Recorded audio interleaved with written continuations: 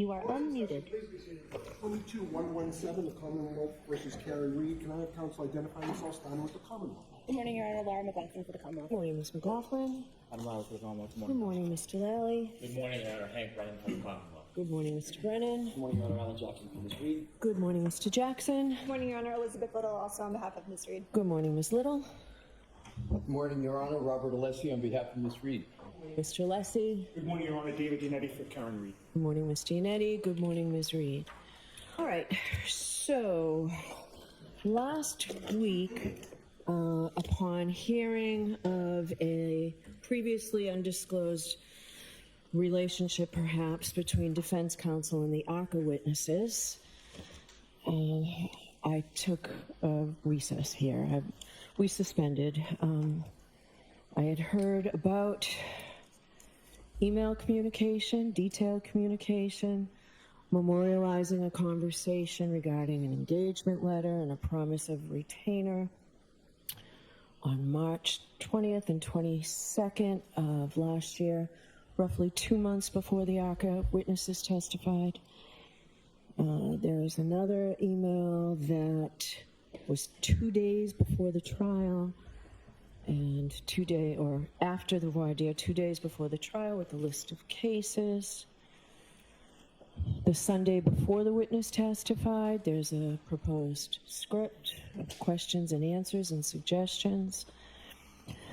And after the trial, there is an invoice or a bill,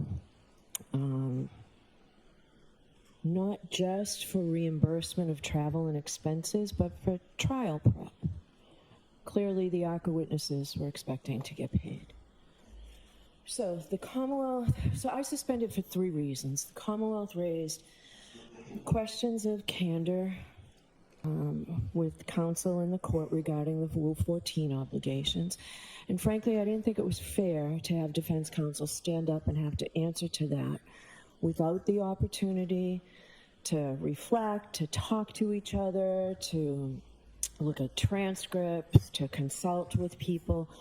And that it made sense to give you some time to do all of that, because what the Commonwealth raised does raise serious issues, not just the rights of counsel, but Ms. Reed's right to a fair trial and all that that entails. So it made sense to me to suspend first and foremost for that reason, so counsel can be prepared to make any comments if you choose to. Second reason is what the Commonwealth told us is inconsistent with my memory. So I wanted to make sure that my memory was right. So in a way to do that, I went back and reviewed the transcripts again. I started with the June 10th transcript of the discussion with Ms. Giannetti, where I raised my skepticism about defense counsel in a murder case calling not 1, but potentially 3 witnesses that you never talked to. I looked back at the June 18th voir dire hearing, the June 24th trial testimony of the ARCCA witnesses, and the June 25th closing arguments of counsel. So after reviewing that, and my memory was pretty good about that, but what concerned me most is the memory that I had of a discussion here at Sidebar on February 6th, so 3 weeks ago, not last June, outside the hearing of everybody in this courtroom. And at the time, I was operating under the assumption that counsel was unable to provide the Rule 14 discovery because of a federal protective order. And the discussion at Sidebar clearly revealed that, and counsel did nothing to disabuse me of that. So I asked the trial court to expedite a hearing, a transcript of that hearing. Mr. McDermott's going to mark it as evidence. And at that point, Mr. Jackson, when you didn't answer me at first, but when you did, you said, I can tell you this. The Commonwealth is saying, pursuant to Rule 14, and you know, exclusion and preclusion of a witness is a punitive sanction for Rule 14 violations. Ms. Reed has not violated anything. Why should she be penalized when the Commonwealth has the exact same batch of information that we have about these witnesses?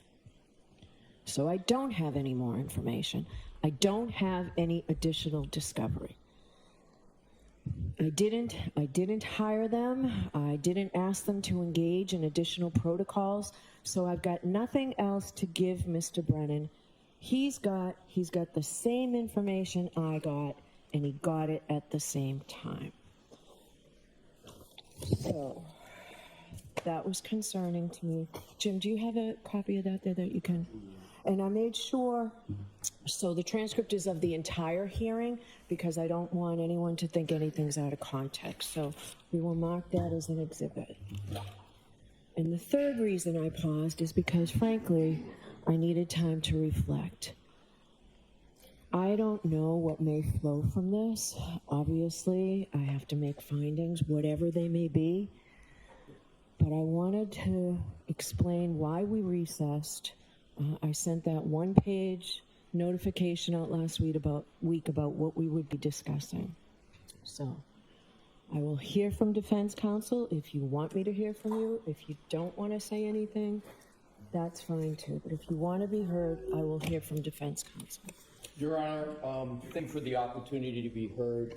I am going to be responding on behalf of defense counsel to all of your concerns. I have a notebook that I've given, albeit just now, to Mr. Brennan. It's got exhibits, but it's everything that everybody's already had. It's similar to what you're doing, transcripts, documents, probative issues. If, with Your Honor's permission, I'd like to provide you with the notebook so that you can follow. That'd be great. And should I hand it to someone here to have it handed to you, bring it up? A court officer will take it for you. Okay. I appreciate that, Mr. Alessi. You're welcome.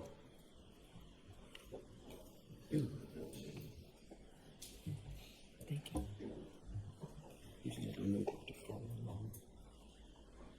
And with that, Your Honor, I'm going to go to the podium and make my presentation. Okay.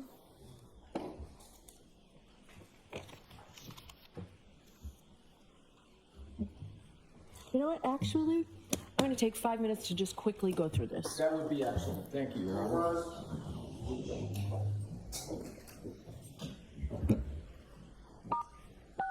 You are muted.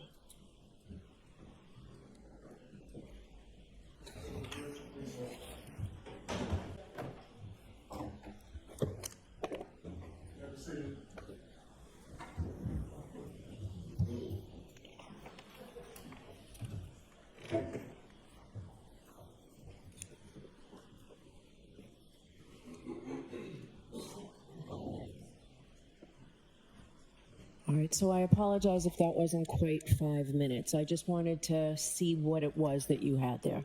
Are you comfortable with seeing the notebook? Yes, if I haven't read everything, but I know what each of them are. Table of contents. Yes.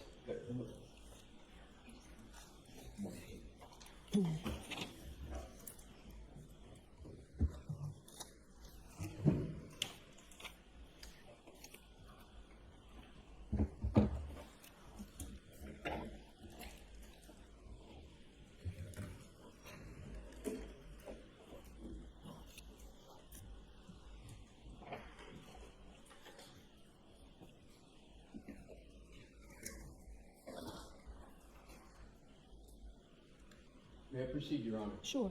Thank you. May it please the court. I understand the moment.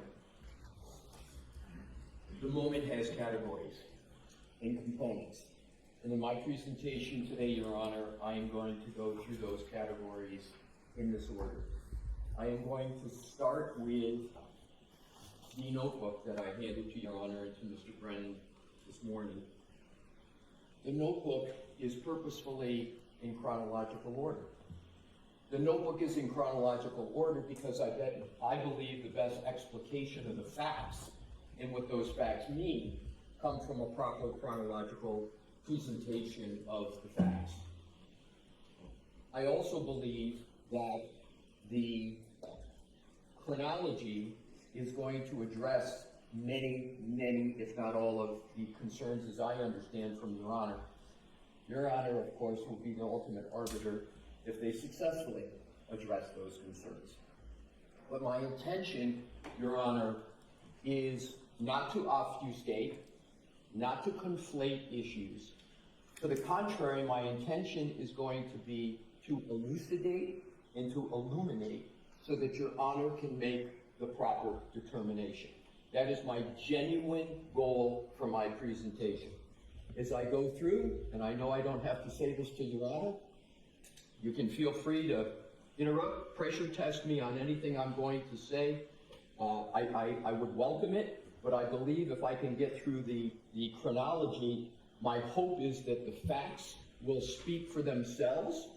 But that brings me to my second component of understanding the moment, which is going to be to also add to the fact is what happened at the last hearing, on February 18th. And I have the transcript for that, and I have that in the notebook, because I believe that is also critical to the proper elucidation of the facts. So that's the only thing I have not previously seen. The February 18th transcript. Yes. There are 9 pages that I'm going to go through, Your Honor, and because of the stakes here, I am going to go through it hopefully efficaciously and efficiently, but it's going to have to be methodical. All right, so you were addressing this in chronological order as well, right?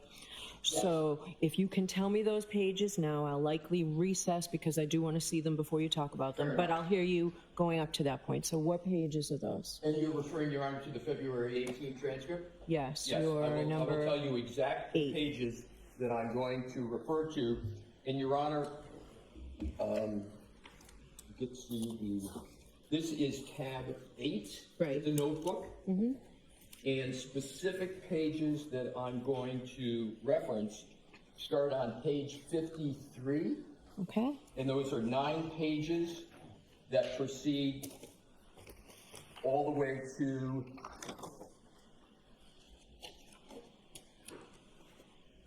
really the substance ends on page 62. Okay. And I appreciate that Your Honor wants to take a look at them because I think it's incredibly important for putting in context what happened at that last hearing. And I think it helps also do a compare and contrast to what the actual facts are and to what the statements were that were made on the 18th. So am I understanding, Your Honor, that you would like me to You can, keep going? no, you can keep Okay. going, and we'll stop so I can read whatever I think I need to read Sure. at certain points, but we should be good to at least start. Thank you. And can I just ask, when was this put together? Started about a day and a half ago and was completed this morning. Okay. All right. Go right ahead, Mr. Alessi. Thank you, Your Honor. So I start with tab 1, which is the March 22nd, or excuse me, go to the bottom, please, the March 20, 2024 email. And this is an email between Mr. Jackson and Mr. Wolfe. It was sent from Mr. Jackson to Mr. Wolfe. It was entitled Engagement. And so what I'm going to do is, that's where the notebook starts. But I want to go backwards to start in terms of something that is well known. And that is the federal investigation and the products of that federal investigation produced the ARCCA report. And that was in February of 2024. So what preceded this communication was a production of materials from the federal government, about 3,000 pages.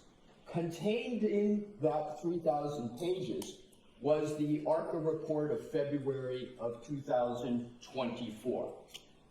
There was no index of the 3,000 pages, and the defense came upon that report. They got to reviewing the documents in March of 2024. And as Your Honor will recall, the trial 1 started in April of 2024. So it was pretty close to when that trial started. And I know Your Honor knows from both your judicial experience and other experience, that when you're entering into a trial of this significance, there's a lot going on. And so what happens is that report's produced in amongst 3,000 pages, it is located, it is read, the significance of it is immediately discerned. The report, basically the findings of the report, that the vehicle, and the substance is important, Your Honor, because it really informs a lot of the emails. The substance of the report speaks to the issue of whether or not the motor vehicle of Ms. Reed made contact at all with the decedent, and whether the decedent's injuries at all reflect a contact with that report. Those findings in that report was set in cement in February of 2024. What do I mean set in cement? It means they were never changed, nor could they be changed. So that report was provided to the Commonwealth and to the defense. Next step, important also. Any party, the Commonwealth or defense, had access to ARCCA. They had the opportunity to contact ARCCA.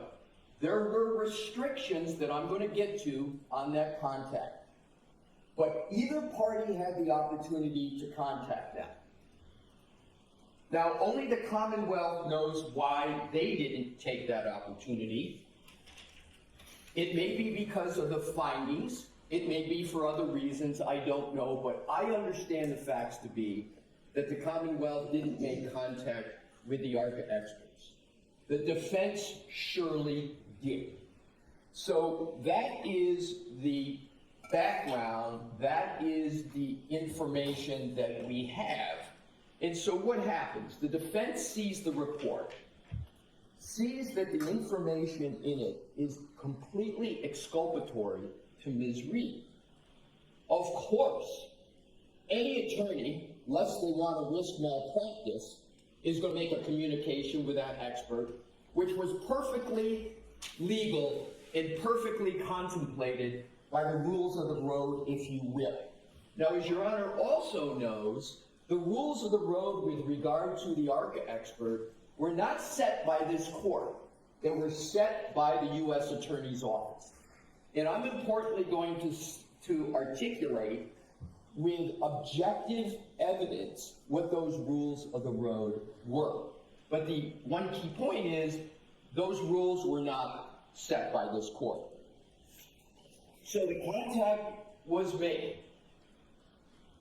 This is one of the most unusual situations I've ever seen in my practice of law. Meaning, you have these experts, you have great exculpatory information, but there are significant constraints on how it is you can interact and utilize those experts in a complete unorthodox situation.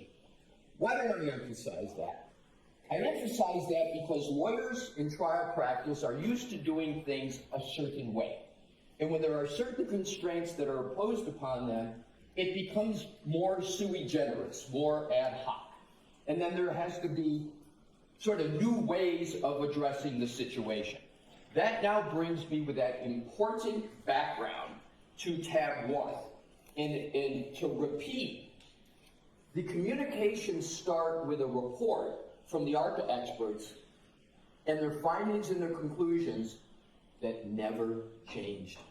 They never changed from the report they generated until the first communication in tab 1. It may seem self-evident, but given the moment, I'm not going to take anything as self-evident. The defense had zero input into the report and therefore had zero input into the findings. And in fairness to the Commonwealth, nor did the Commonwealth. So with that, we come to the emails on tab 1. March 20, Mr. Jackson to Mr. Please note that there is no CC to Mr. Yannetti. Why is that important? When we get to Massachusetts Professional Rule of Conduct 3.3A1, that fact is going to become extraordinarily important. So we have a communication, and it needs to be read in its entirety. Fortunately, it's short. Dear Dr. Wolfe, thank you so much for taking the time to get on the phone with me this morning. Pursuant to our conversation, please feel free to forward an engagement letter to this email address. I will get that countersigned and returned to you forthwith, along with your retainer, as required. I have the good fortune of dealing with experts probably every week.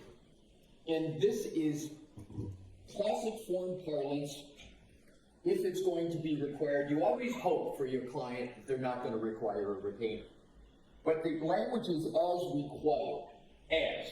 Also, if you could attach a copy of your, Dr. Rentschler's, and Mr. CB, I would appreciate it. I look forward to speaking to you and your team soon as we iron out the logistics for your participation in the trial.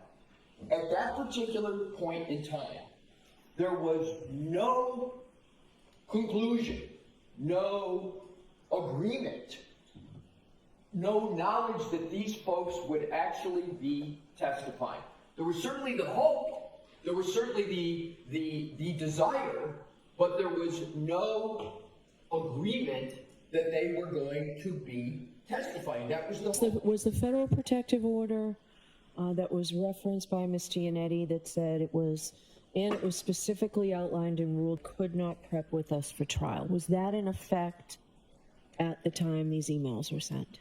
The answer is, Your Honor, and I'm going to get to it, but I want to answer your question directly. I'd like you to answer my question. Yeah, I wanted to say it.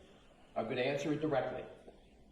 What Mr. Yannetti articulated as the rule of the road, not prep, was not a rule of the road. That wasn't the rule of the road, and I have objective proof of that. The rule of the road was there would be no substantive conversations with the ARCCA experts. Okay, that was it. But the answer to your question is I do not know whether the ground rules were in effect, but I can get you that answer, and I will get you that answer hopefully in moments during my presentation. But I do not know the answer. All right, go ahead. And it's an important question, and it's an important answer, I understand.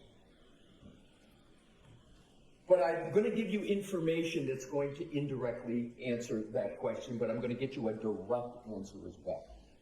So you see that there's an attempt to iron out the logistics for your preparation in the trial. Then we get to the email up above, and that is merely 2 days later. Again, Mr. Yannetti is not copied on the email, and my understanding is Mr. Yannetti is not knowledgeable about these communications. So the email reads, "Hi, Alan, subsequent to our conversation on Wednesday, the U.S. District Attorney's Office has asked that we pause on any further conversation until we receive additional information from their office regarding our involvement moving forward. I will provide you an update when we have it." Your Honor, this is not a direct answer to your question, but this is, to me, going to corroborate my point that if there was an agreement, and if they were going to be testifying, subject to whatever constraint, this email would not have been sent. There would not be a pause until we receive additional regarding our involvement moving forward. The involvement is clearly in COVID at that point. Why would Mr. Wolfe be saying, until we receive additional information from their office, the U.S. Attorney, regarding our involvement? This is just talking about mere involvement. So what happens is, I call this the pause email, and it's regarding engagement. So Mr. Jackson on the 20th tried to get matters started. He's communicating to see if ARCCA is willing, if they're ready, if they're able, etc. And then we have the pause. The next tab is tab 2, which is the very important June 10, 2024 excerpt of the transcript. But the time in between, Your Honor, the March 22nd pause email and the 6/10/24 transcript is also exceedingly important. What happened between that? Well, to state the obvious, the trial had started. The trial started in April. Mr. Yannetti gave the opening argument for the trial. Do you recall, Your Honor, that Mr. Yannetti never mentioned the ARCCA experts in his opening? I did not review the openings. I reviewed only, for the non-evidentiary transcripts I reviewed, was only Mr. Jackson's closing argument. It's certainly fair enough, Your Honor. Why do I underscore this point? Mr. Yannetti did not even mention the ARCCA experts because the defense didn't even know if they would be testifying. The two most powerful witnesses in support of the presentation. I'm sorry, what was the date of the openings? I do not know. I do not have it. It was in April. We can hopefully get there. I can find it. I didn't know if you had it. So, but clearly, Your Honor, it was between March 22nd and June 10th. And so the most powerful exculpatory information from what we consider some of the most powerful witnesses were not mentioned because the defense didn't even know if they would be testifying. If there was an agreement that they would testify, that would have been in the opening. But the uncertainty about it is the reason why it wasn't in the opening. We didn't know what would be happening, so that pause continued through the opening. That, to me, is so key because I think it's antithetical to an agreement. Now we come to the June 10 transcript. And as I said, I am going to hit head on these areas. I start with, Your Honor, something that's not in the excerpts, but Your Honor may recall that there were a lot of Rule 14 discussions. And Your Honor and Mr. Brennan read this on February 18th at the hearing we just had, that Your Honor was making the point, which I appreciated, that with this very unorthodox situation, the defense was exclaiming, you were saying, I think you're in violation of Rule 14. They said, we've been given everything we've got. We don't have anything more. Well, I know you can't, but you're still in violation. So Your Honor fashioned a remedy. Your Honor fashioned the remedy, the Rule 14 remedy, that there was going to be a voir dire. And that the ARCCA witnesses were going to have to come up from Pennsylvania and they were going to need to sit for a voir dire. I will get to the significance of that. But that's what started, is the predicate for the discussion I'm now going to focus on.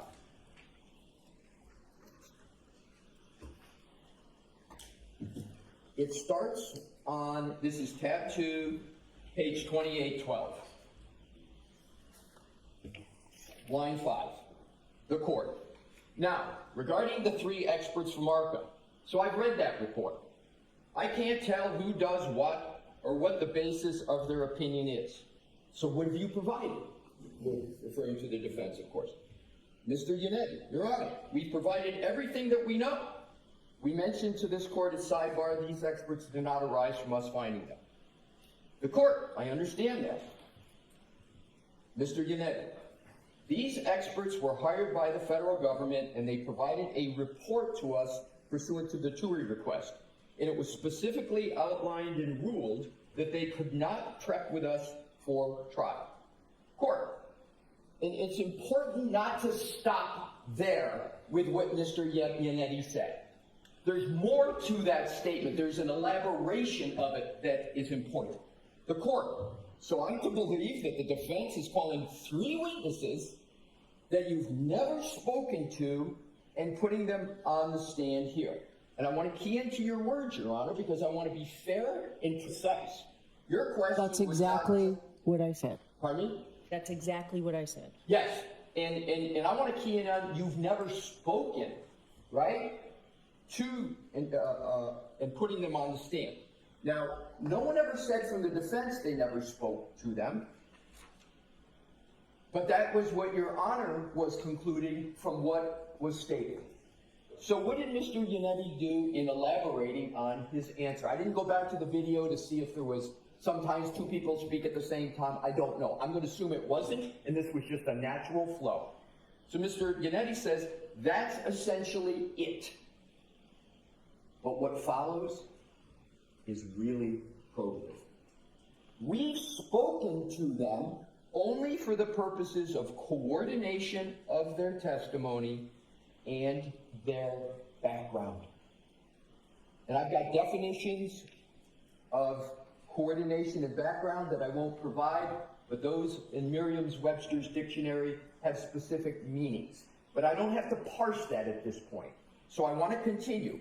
We have not been able to interview them regarding their findings, which are outlined in detail in the reports that both sides have.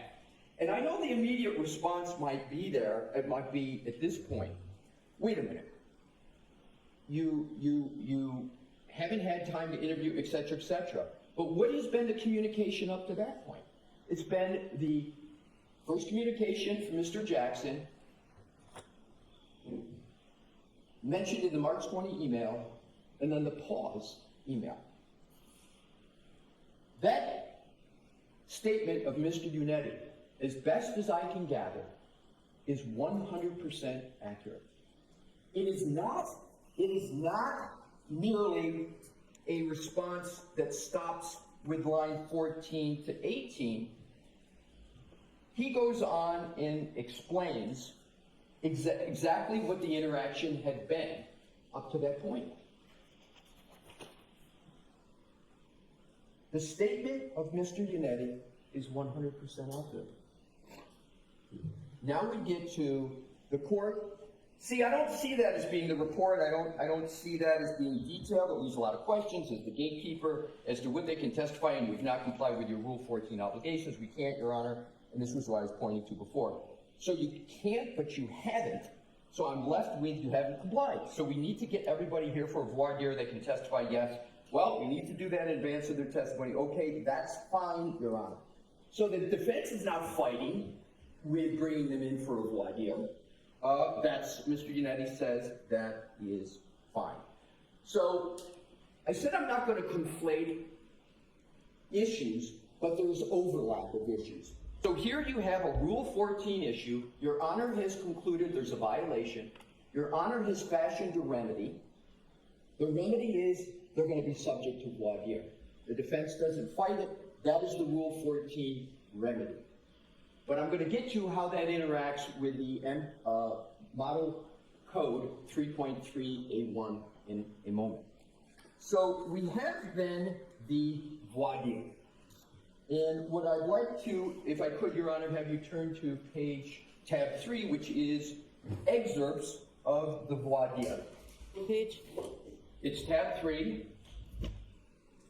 and it's the June 18, 2024 voir dire examination of Dr. Wolfe.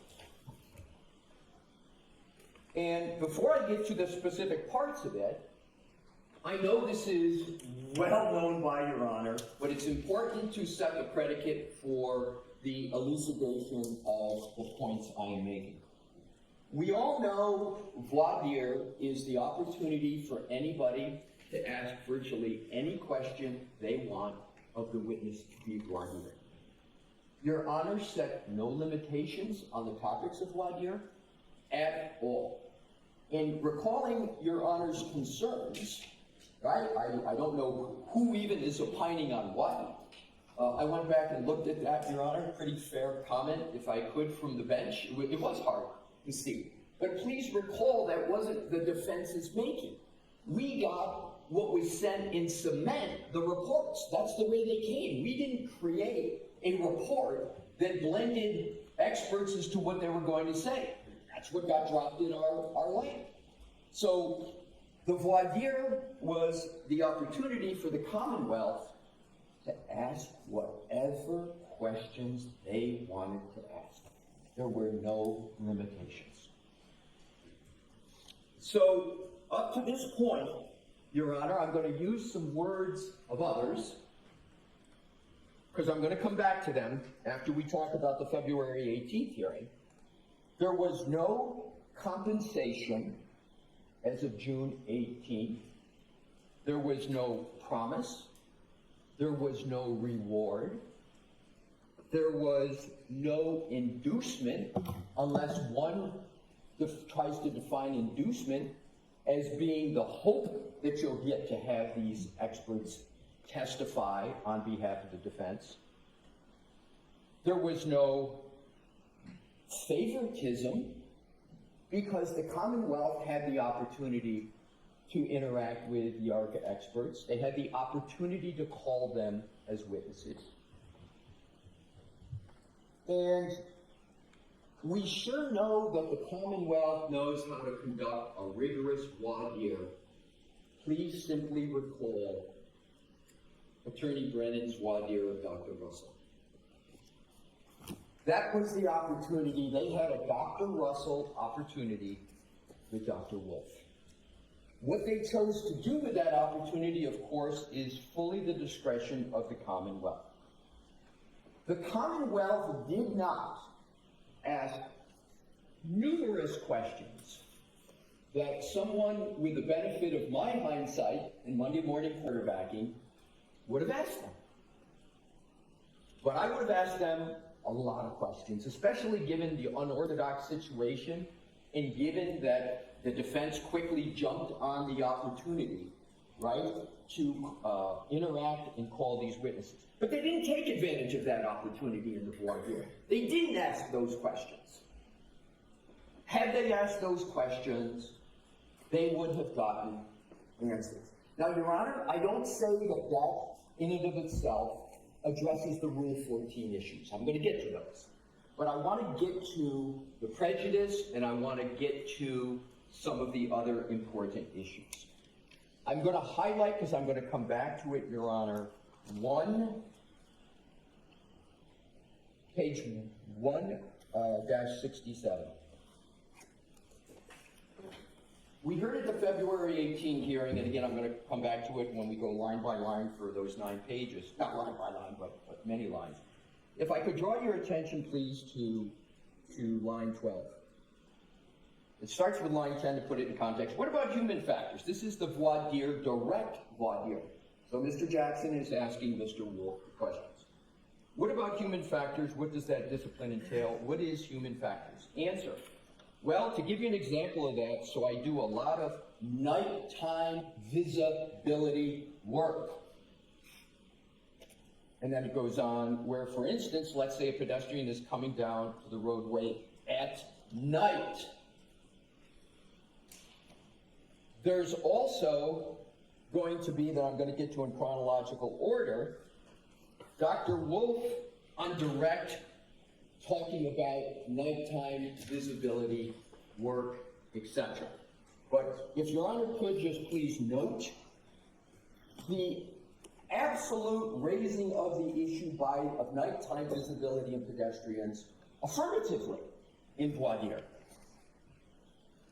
So that was voir dire, no restrictions, opportunity to ask whatever they wanted to ask, and as a highlight, the voir dire brings out nighttime visibility work. If Your Honor could please turn to tab 4. Tab 4 is the June 22nd, 2024 email, but it's important who it's from and who it's to and who's not on it. From Daniel Wolfe to Alan Jackson, subject Wolfe qualifications. no David Yannetti in this email. And Your Honor, because I've said it so many times, Mr. Yannetti not being on the email, I can tell you from my own experience in this second trial, but this was, I understand, the first, there was a division of labor. There was a lot going on. This is now June. This is in the middle of trial. Everybody's got responsibility for their witnesses. So there's not collaboration going on. It's not the luxury I usually have at my law firm, where you're sitting in a nice big conference room and all the attorneys are sitting around the table all the time, let's say in March, etc. But clearly in June, the trial's going on. But they're dealing with their own witnesses at that particular time. So let's read it because it's short, but it's important. I'll repeat again. This was an email from Daniel Wolfe to Alan Jackson. Alan, I spent this time this morning putting together a brief outline of my qualifications. I've also attached my D&T deposition in trial, in the trial parlance. I know it's nothing compared to Andy. I obviously won't say what the response is verbatim, but I gave you a general sense of what my response would be. Again, I thought your questioning during the voir dire was fantastic, so please feel free to make whatever changes you feel necessary. I will try to work on some direct examination questions tonight. So I want to start with, without getting tech-geeky about it, some basics, because these basics were not brought up and I believe led to confusion on February 18th. If you look at the attachments, every email, as we know, has a lot of information on its face, and one of it is you can always tell what goes along with the email. So this is attachment Wolfe-Qualls document. But what's the most important points, I think, to be gleaned from this objectively, Your Honor? Mr. Wolfe prepared the document, not Mr. Jackson. No, I was well aware of that. Okay, so he prepares it, he sends it along to Mr. Jackson, and it's on qualifications. The next is, if you would just please turn to the attachment, which are the qualifications, etc. There's a comment, and these pages aren't numbered, but the questions are. If you look at 19, nighttime visibility work. And there was a comment, and this was referenced on the 18th, but I'm going to come back to this. If you don't want me to say that, that's fine.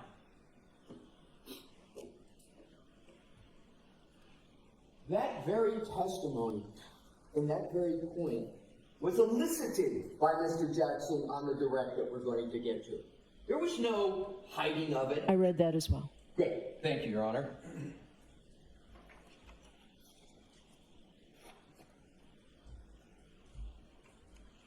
The next tab, and of course, it has the D&T of Dr. Wolfe's experience in testifying in court, et cetera, I will indicate, Your Honor, that the information in terms of quals, et cetera, all of that, to me would be basic questioning in a voir dire.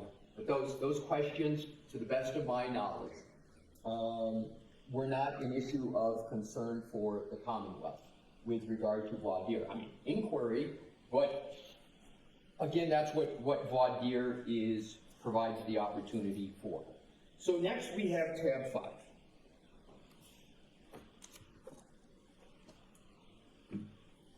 June 23rd is Sunday at 2:59 p.m. from Daniel Wolfe to Alan Jackson.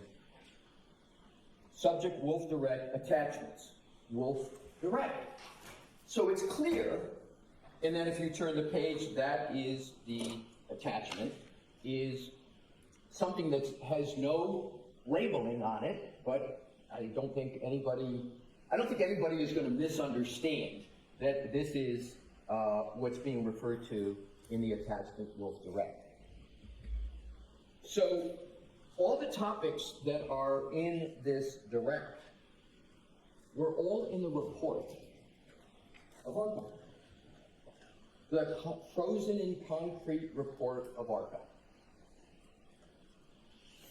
And we will get to this, but what I did was I went and compared this outline. I did too. Your Honor, there's one thing I've learned in the short time I've had in this courtroom, is that Your Honor is on everything. And the reason I am underscoring this is because it's going to come to an application of all the legal principles. So I very much and genuinely very much appreciate that Your Honor has, seems like with an exacting eye gone through and looked at all of this. So all of this is what's in the report that everybody already has. Why do I make that point? Because the Rule 3.3A1, it has relevance, but it's got more relevance to the Rule 14, and we heard on the 18 a very long buildup in an emphasis on the Commonwealth not having access to information, being surprised, et cetera, et cetera. So the point here is, additionally, if you compare the direct examination that actually occurred with this outline, there's not a very close resemblance. The topics are covered. I make that point because of two things. First, Mr. Jackson did not prepare this document. One of your questions at the February 18 hearing was, what's the date, et cetera, and I'm going to get to it, and I'm going to use words, not characterizations. That's why I don't want to go into it too much here. But there was a certain impression made about who had prepared this document. But I want to underscore it was Dr. Wolfe who prepared it and sent it to Mr. Jackson. Now I want to get to the timing, because I think this is very important for the Rule 14 issue. This is Sunday, June 23rd at 2:59 p.m. The trial resumed the next day, which is going to segue me eventually to tab 6. And if Your Honor would look at the first page on tab 6, it's June 24th, 2024. The very next day, probably less than 24 hours after this outline goes to Mr. Jackson, Dr. Wolfe is on the stand. If anybody thinks that Mr. Jackson was waiting for an outline from Dr. Wolfe to be able to prepare one of the most important direct examinations of the trial until he got it, I think that person would have to have quite a fanciful imagination. I don't think there's anybody here who thinks that. Thank you.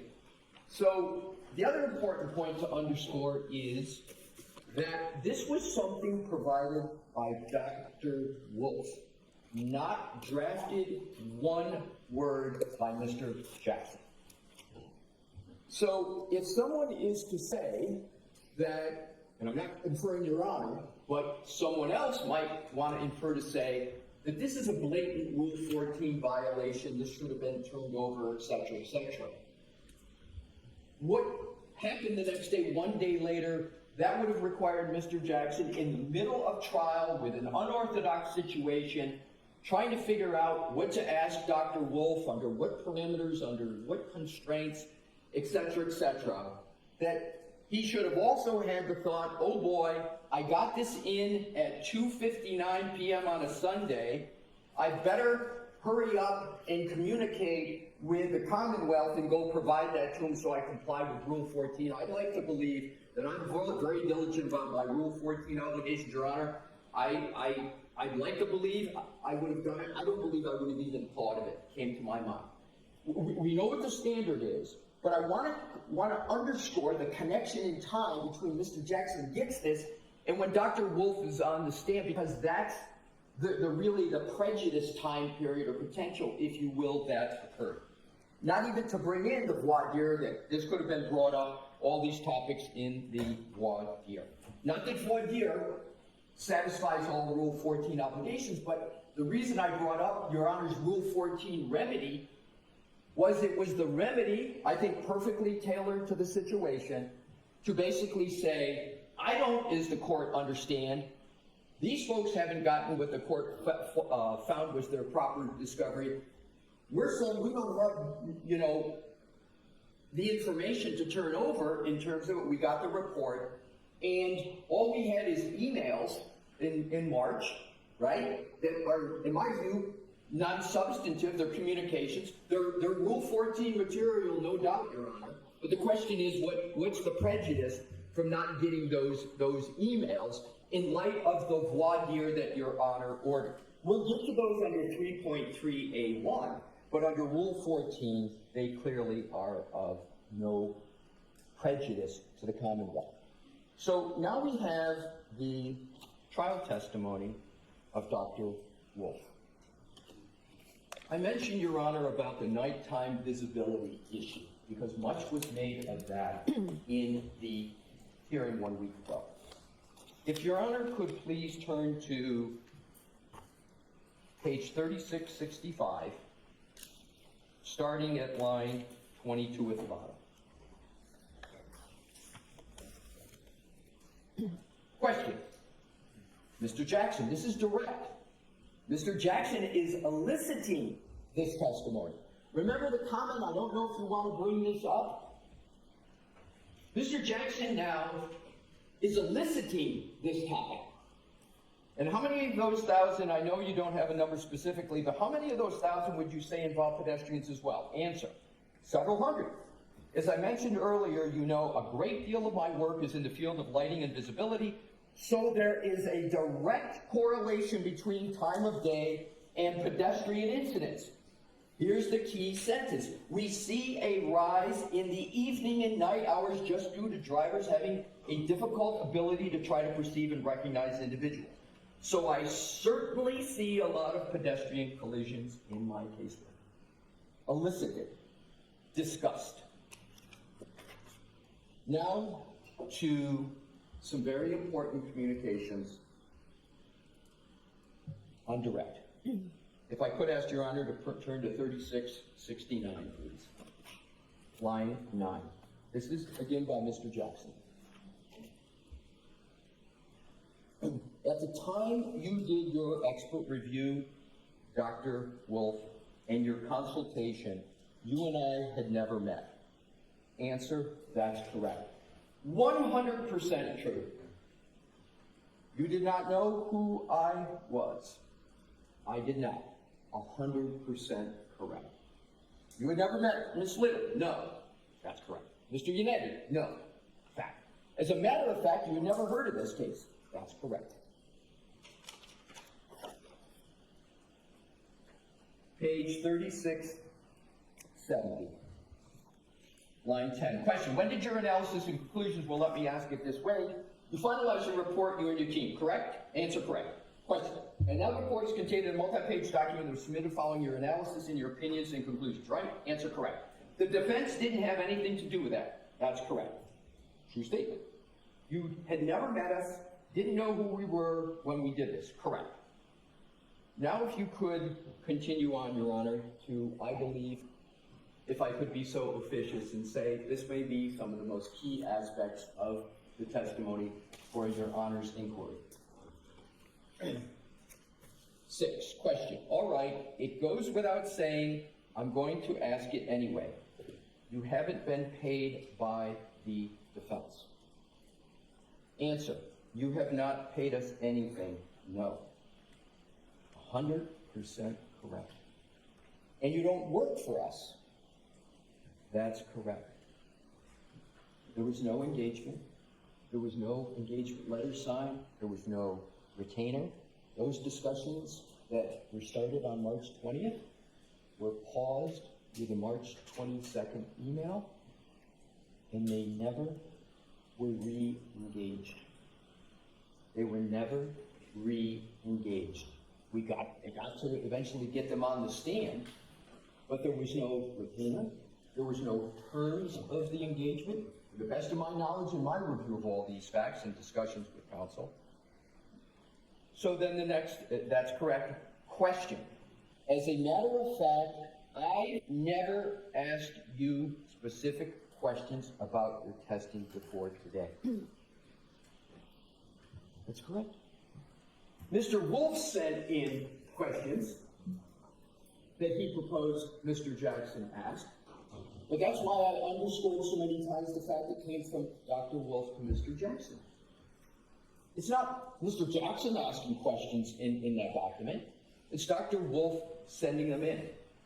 And, Your Honor, I'm going to relate if I could, and I'm not going to do this often in my presentation. But I do know a fact, and I do know, and a fact I know secondhand. If we put ourselves in Dr. Wolfe's position, we think it's odd for attorneys. Imagine him. He's about to sit on the stand in one of the most visible cases in the country. He is an experienced expert. He's used to interacting with attorneys. He is not having the level of interaction and preparation anywhere near what he's used to having. But he's got to go on the stand with his professional reputation, and he's nervous. He's nervous. So my speculation, he sends in the direct to try to get some degree of comfort. So, with all due respect, please don't speculate. Let's move on to the merits, okay? I will. You can use this maybe at argument at some point, but let's just focus on what we're doing. I will do that, Your Honor. And If you know for certain that's the case, that's fine. I will tell you, and first of all, I appreciate what you said, and I won't speculate anymore. I said I was going to make an exception for this, but here's the fact that I do. No more, because you said you might do it more than once. So no more speculating. But if you know for a fact that that's true, I'll hear it.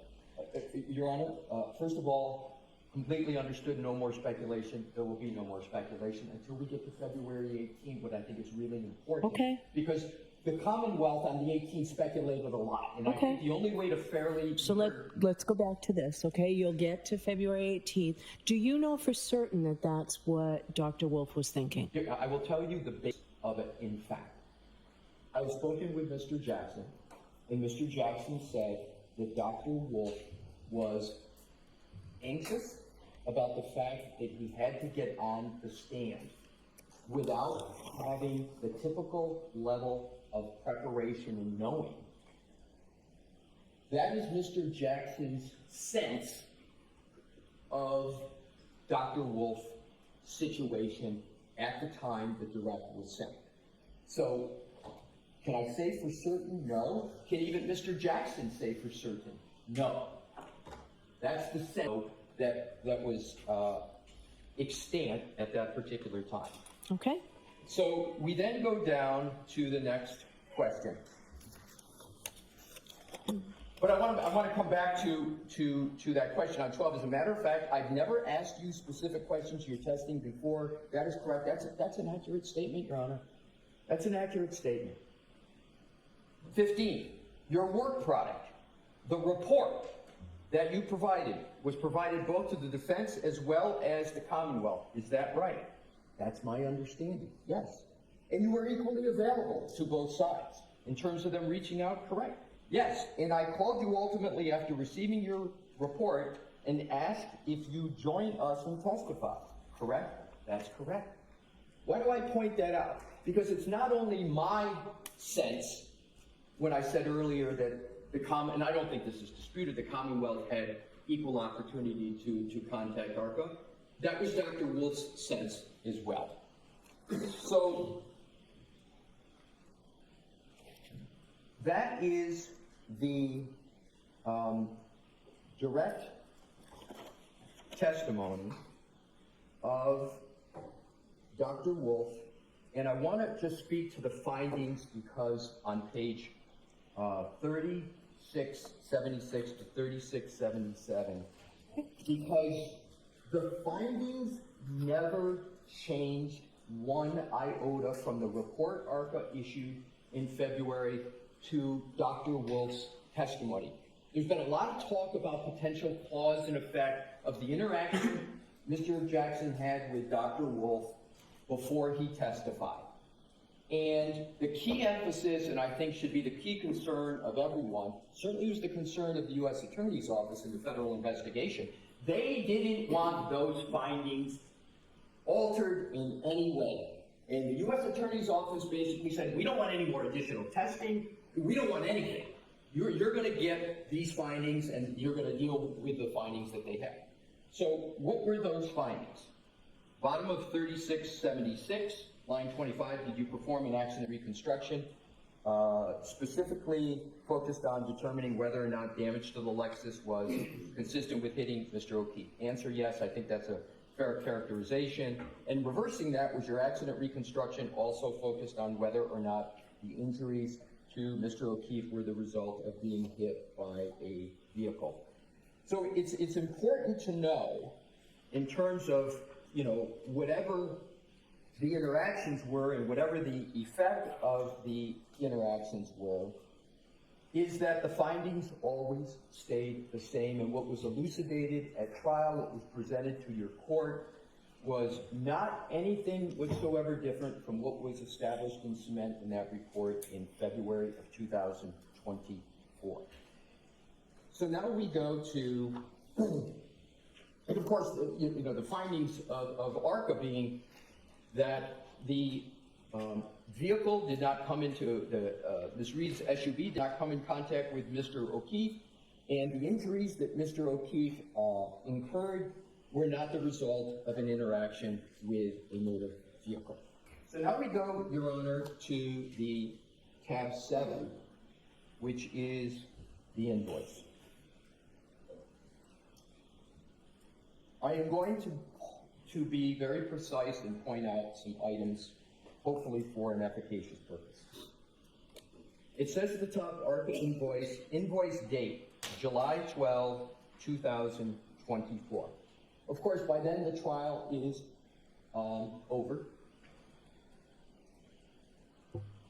Your Honor correctly noted in your preparatory statements about these line items that are in it. We don't run from one word or line in this invoice.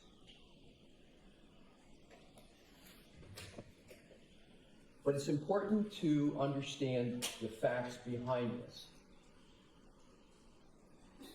The last discussion that any member of the defense team recalls had about any compensation at all was back in March, and it wasn't even any discussion about particulars, etc. It was just the defense feeling that they were going to be calling these witnesses, and there was the question of, is there going to be, and I had that as required in there for a reason, because they didn't know.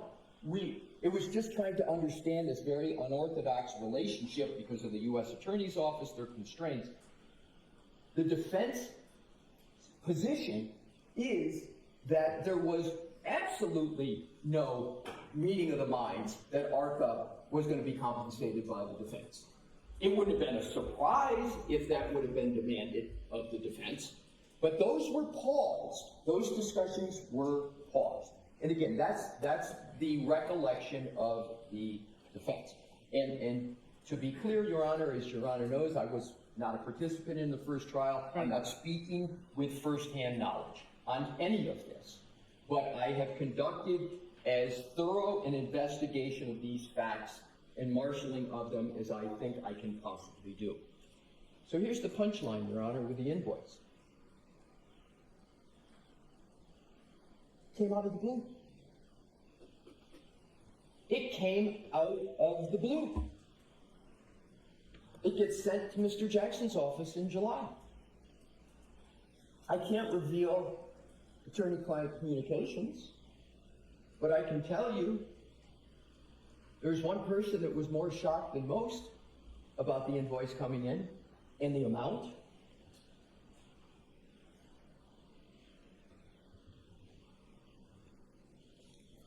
So what happened?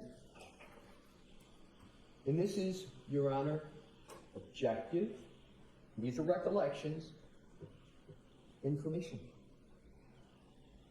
The defense team called Mr. Adam Deitch at the U.S. Attorney's Office. What is this? Can we pay it?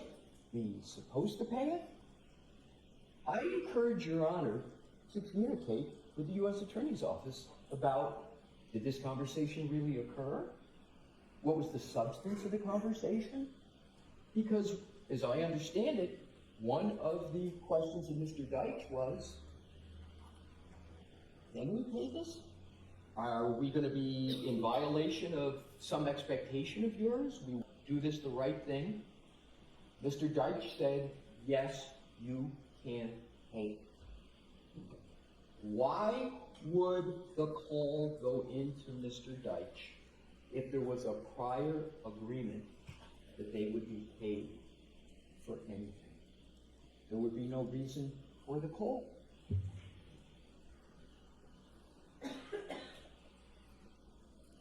Did they pay it? Yes, that was just the point I was going to get to. And when was that? The best of my understanding was very close in time to when it occurred. So I understand the date of this invoice, the date of the invoice is July 12th. And I think I can get you the exact dates here. Mr. Jackson's firm, not Mr. Jackson, but a staff member, and I want to be careful of attorney-client communication, so I'm not going to talk about the subject, but communicated to Ms. Reed that this invoice had come in. And I believe that communication was toward the end of July, maybe I'm going to roughly estimate the 24th. And then there was a communication, of course, with Mr. Deitch. And after Mr. Deitch said, yes, it's permissible to pay that, I believe the payment was made very shortly thereafter, maybe within a week. When was that? Within a week within that July 24th Can I date? get you an exact answer? I would like that. Sure. I'm going to attempt to get an exact. If I can't, I think I can get a good approximation.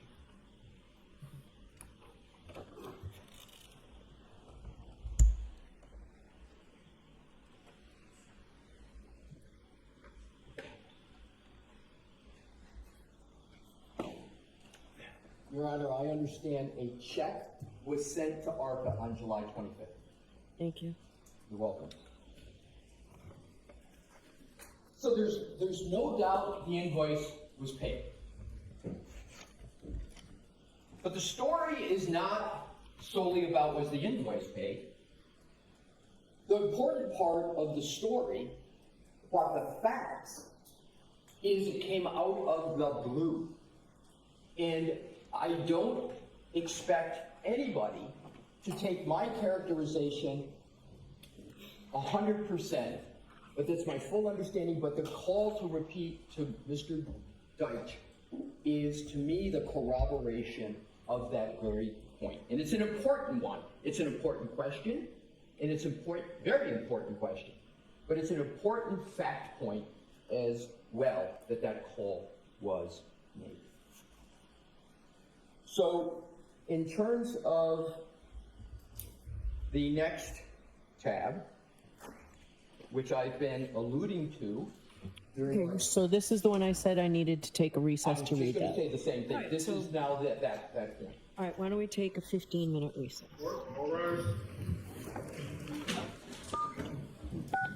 You are muted.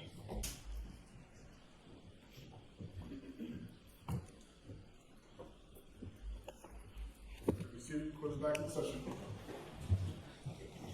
May I proceed back to the podium, Your Honor? Please. Would you like to remain seated? You can Thank go you. back.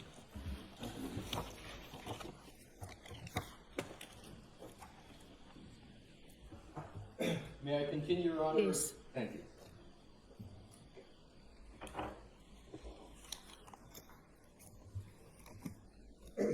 So, Your Honor, to blend and quickly summarize what we've gone through, I'm using the table of contents of the notebook. We've spoken about the March 20 and March 22nd email from Mr. Wolfe to Mr. Jackson. We talked about June 10th and statements of counsel. We talked about comments of Your Honor. June 18th, we've talked about briefly the voir dire of Dr. Wolfe. and the opportunities the parties had there. We talked about the June 22nd and June 23rd's emails from Dr. Wolfe to Mr. Jackson, and the proximity of those emails to the restart of the trial on the 24th. The 24th is the trial transcript of Dr. Wolfe. July 12th, the date of the invoice. As Your Honor well knows, we got you when that invoice was paid. And now, with all of that, what I am going to do, Your Honor, hopefully productively, with no speculation. Okay, so you don't have to tell me what you're going to do. Just go ahead and do it. So I will just go ahead and do it, Your Honor. Now to the transcript. And as I go through, I start on page 53. Okay? Line 19. And this is Attorney Brennan. Your Honor, my purpose is not to deprive the defense of an expert. I'm going to stop there. That statement is I will carry forward about the Commonwealth's statement that they're not seeking to deprive the defendant of ARCCA as a witness was made 5 times. I counted them, and I'll go through each one and number them. Or deprive the defense of an ARCCA expert in this case. Very important, because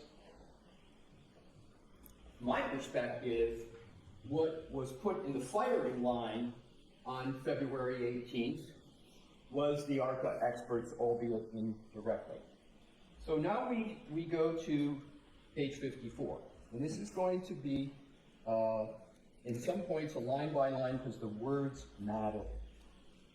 Line 5, and this is again is Attorney Brennan. Well, what the government worries about is that there is other things that are relevant, like compensation, promise, reward, inducement, whether it's collaboration between one side and the other, and that expert witness that they don't know about and can't ask about. I'm going to stop there. That they don't know about? Really? Don't know about the ARCCA experts? February 12th report? Of voir dire? Knowing the purpose of the voir dire was we wanted to have these witnesses testify. And then the next statement, and can't ask about? Really? Can't ask about? Voir dire, the opportunity. Next statement, that there's some bias or favoritism that the expert might have towards one side for whatever reason. I don't know what's meant by favoritism, but having worked with experts almost every week, you call an expert to testify. I don't know if I would call it bias, but I don't think it's a stretch to say that if an expert's going to come in and give opinions helpful to your client, that expert is biased. But this expert was not engendered by the defense. It was engendered by the U.S. Attorney's Office in their federal investigation. Next, on line 12. So that if that information is not disclosed, really?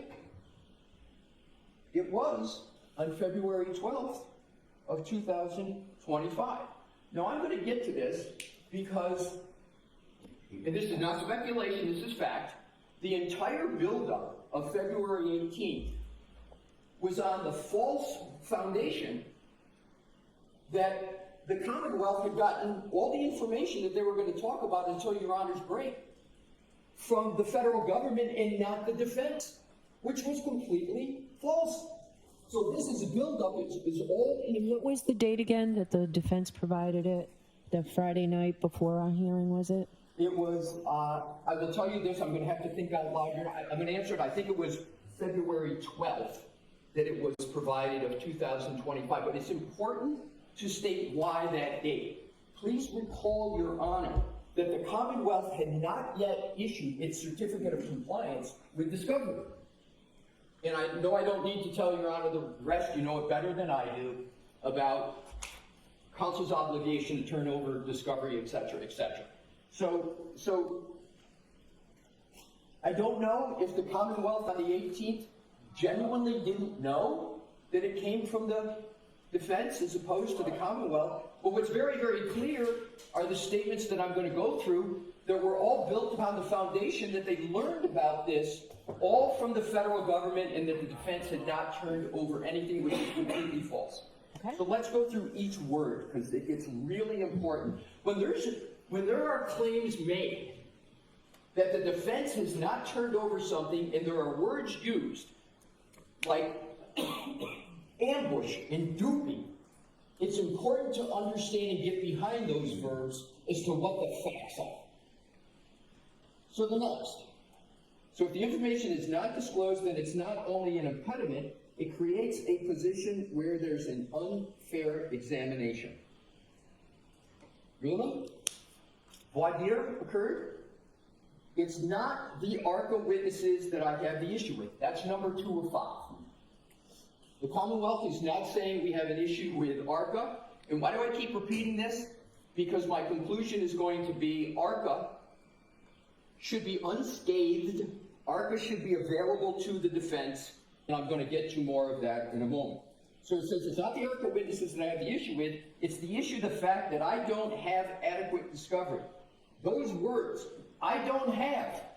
The Commonwealth had, for 5 days, the verb discovery that was being discussed that the Commonwealth didn't have. If the defense is going to be a proponent of those witnesses, they have obligations, Rule 14 obligations for basic discovery. I agree with that. I agree completely with that. And we complied on the 12th. And it's for this trial that matters, Your Honor. Your Honor has commented before that this is a new trial. This is a second trial. I've tried unsuccessfully sometimes to talk about the baseline with the Daubert issues, and Your Honor has rightly commented, well, Mr. Alessi, this is a new trial. Point taken. Now, I wasn't at the last trial, but I've read the transcripts. That's an important point, Your Honor. Mr. Brennan has said before that he, earlier in these pretrial proceedings, that he hadn't had a chance to watch, hadn't had a chance. And believe me, I can empathize with Attorney Brennan on that. It's a lot to digest. He and I are both coming into this second trial new. So I appreciated the comments he had made before. But his comment here is I've read the transcripts, and I'm going to assume that for the very important topics he was talking about, he had read the transcripts. But again, that would be something that only Attorney Brennan would know. But it's an important point to point out. That was the representation. But I've read the transcripts. And then he goes on, and he, on page 55, he repeats what we went through about June 10th and what counsel for the defense had said. So I'm not going to cover that. He's just reading what I took head on before the break. And so we then turn to the continuation of the buildup, which is at the bottom of page 55, Attorney Brennan. Now, I have some familiarity with the federal government. Seemed to me, based on my limited experience, there was much more to the story. And the story is about interactions with defense counsel. That's what was talked about above. So I called the federal government. There's no statement here. There's much more to the story. And I've got the discovery that the defense provided that told the complete story. So there was, and I'll tell you my impression from what is stated here, is that counsel made these representations, but the Commonwealth couldn't evaluate them because they didn't have information, so they went to the federal government. So I called the federal government and I tried to encourage them to provide full discovery so that the experts could testify. Another statement so ARCCA could testify. I was resigned to a TUI letter. I've been down that road many times. It's a dark road that never sees the light of day. So I filed a TUI letter, a comprehensive TUI letter. And it was delayed. And over a long period of time with requests and deadlines, I finally received a response that was unresponsive. This is talking about discovery and information about ARCCA that was already in the possession of the Commonwealth. And it was striking that it was noted it was unresponsive just when I read the materials. I don't know which materials Attorney Brennan is talking about. I'm going to give Attorney Brennan on this one the benefit of the doubt that he's not talking about the discovery materials that we had provided, because I think fairly read in context, that's not what he was referring to, but I don't know what's being referred to. It's not the point I wanted to make. And Attorney McLaughlin actually identified them. They didn't respond to our request, so Attorney McLaughlin wrote back, and then we got new materials just some. Got them from the federal government. It's not a statement that he got them from the defense, which is a fact. It said, and then we got new materials, but it qualified, just some. But these materials were the very reason why the defense should not be able to call witnesses without giving full discovery. We had given full discovery. We had given it.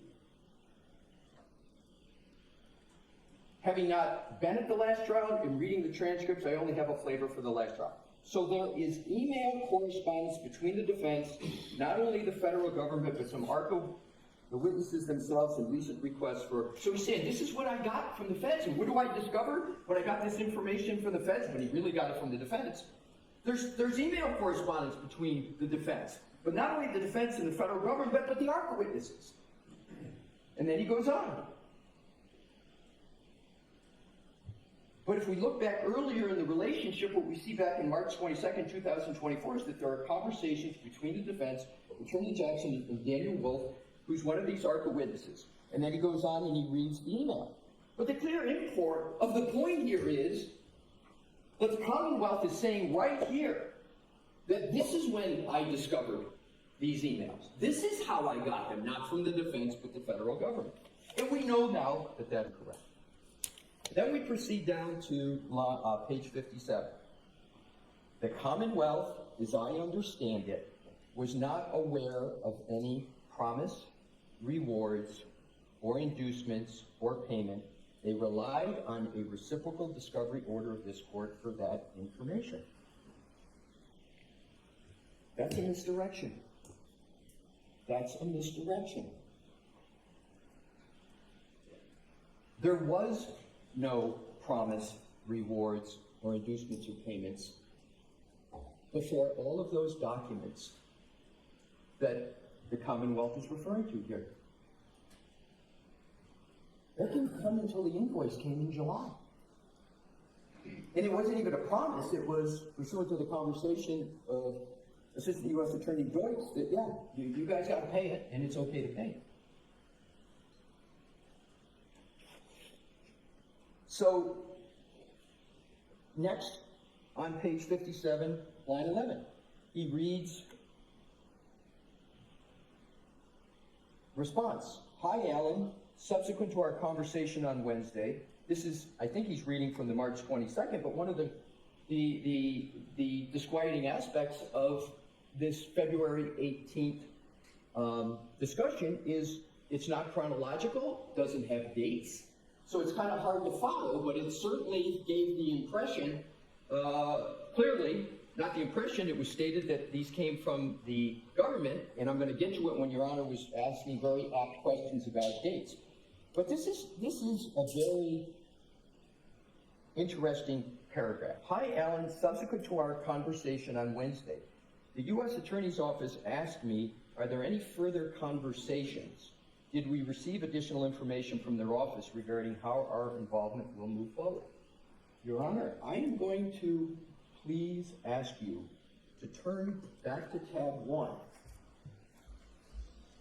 of my notebook, because this was a purported quote of the March 22nd email.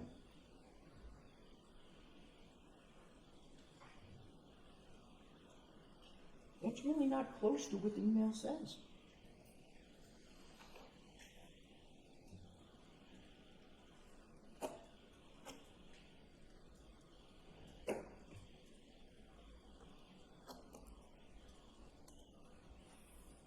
It's not totally incorrect.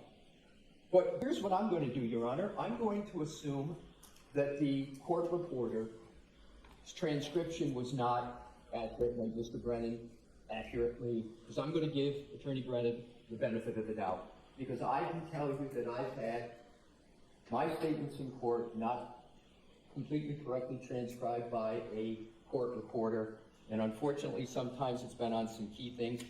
I don't think this is key at all, but I just note it.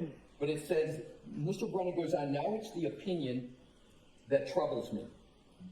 It's relationship, and the Commonwealth should have an even playing field. That's number 4 of the time he's not having any trouble with the ARCCA experts.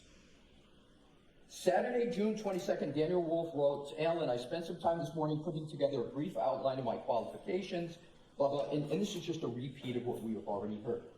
Here now comes the important points. Page 58, line 2. Now, this isn't information provided by the defense in reciprocal discovery. Oh my. This isn't information, he's talking about all these emails.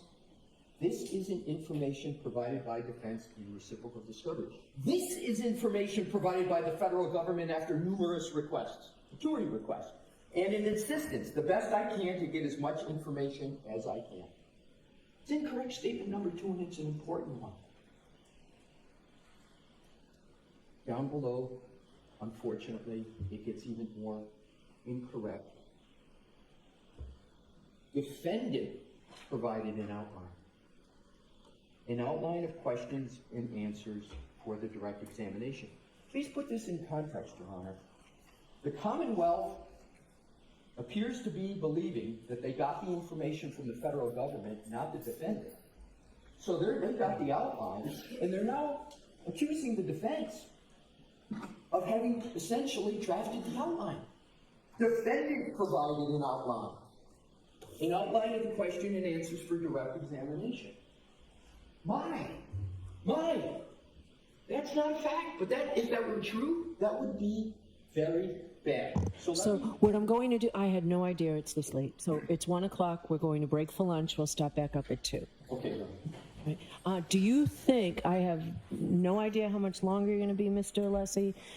Do you have an idea, and I'm not rushing you, do you have an idea, because we do have the other motions, if we can't get to them today, we'll spend those 2 days next week with them.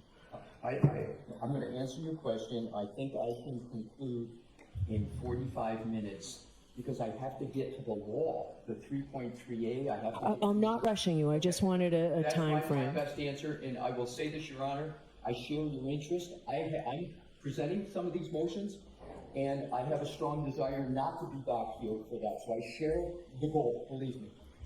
Okay, so we'll see everybody at 2 o'clock. You are muted.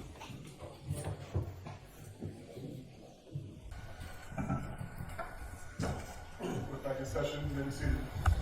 All right, Mr. Alessi, let's go ahead and continue. Thank you, Your Honor.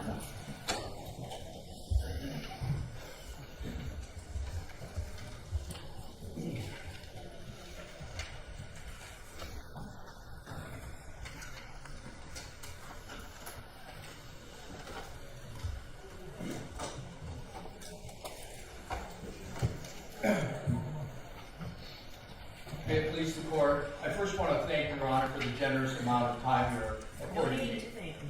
Just go right ahead, sir. And take your time, Mr. Alessi. I shouldn't have cut you off. I appreciate that, but take your time. This is important. Thank you. So, Your Honor, I left off with page 58 of tab 8, which is last week's hearing.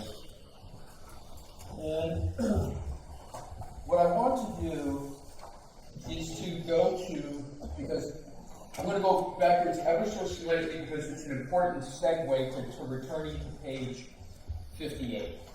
So I referenced the court to page 57, line 11, where the Commonwealth said, response, in quotes, hi Alan, subsequent to our conversation on Wednesday, the U.S. attorneys, and he's quoting purporting to quote the, and it's good to have, if Your Honor can be having tab 1, which is the March 22nd email, because I'm going to compare and contrast tab 1 to where I am on page 57.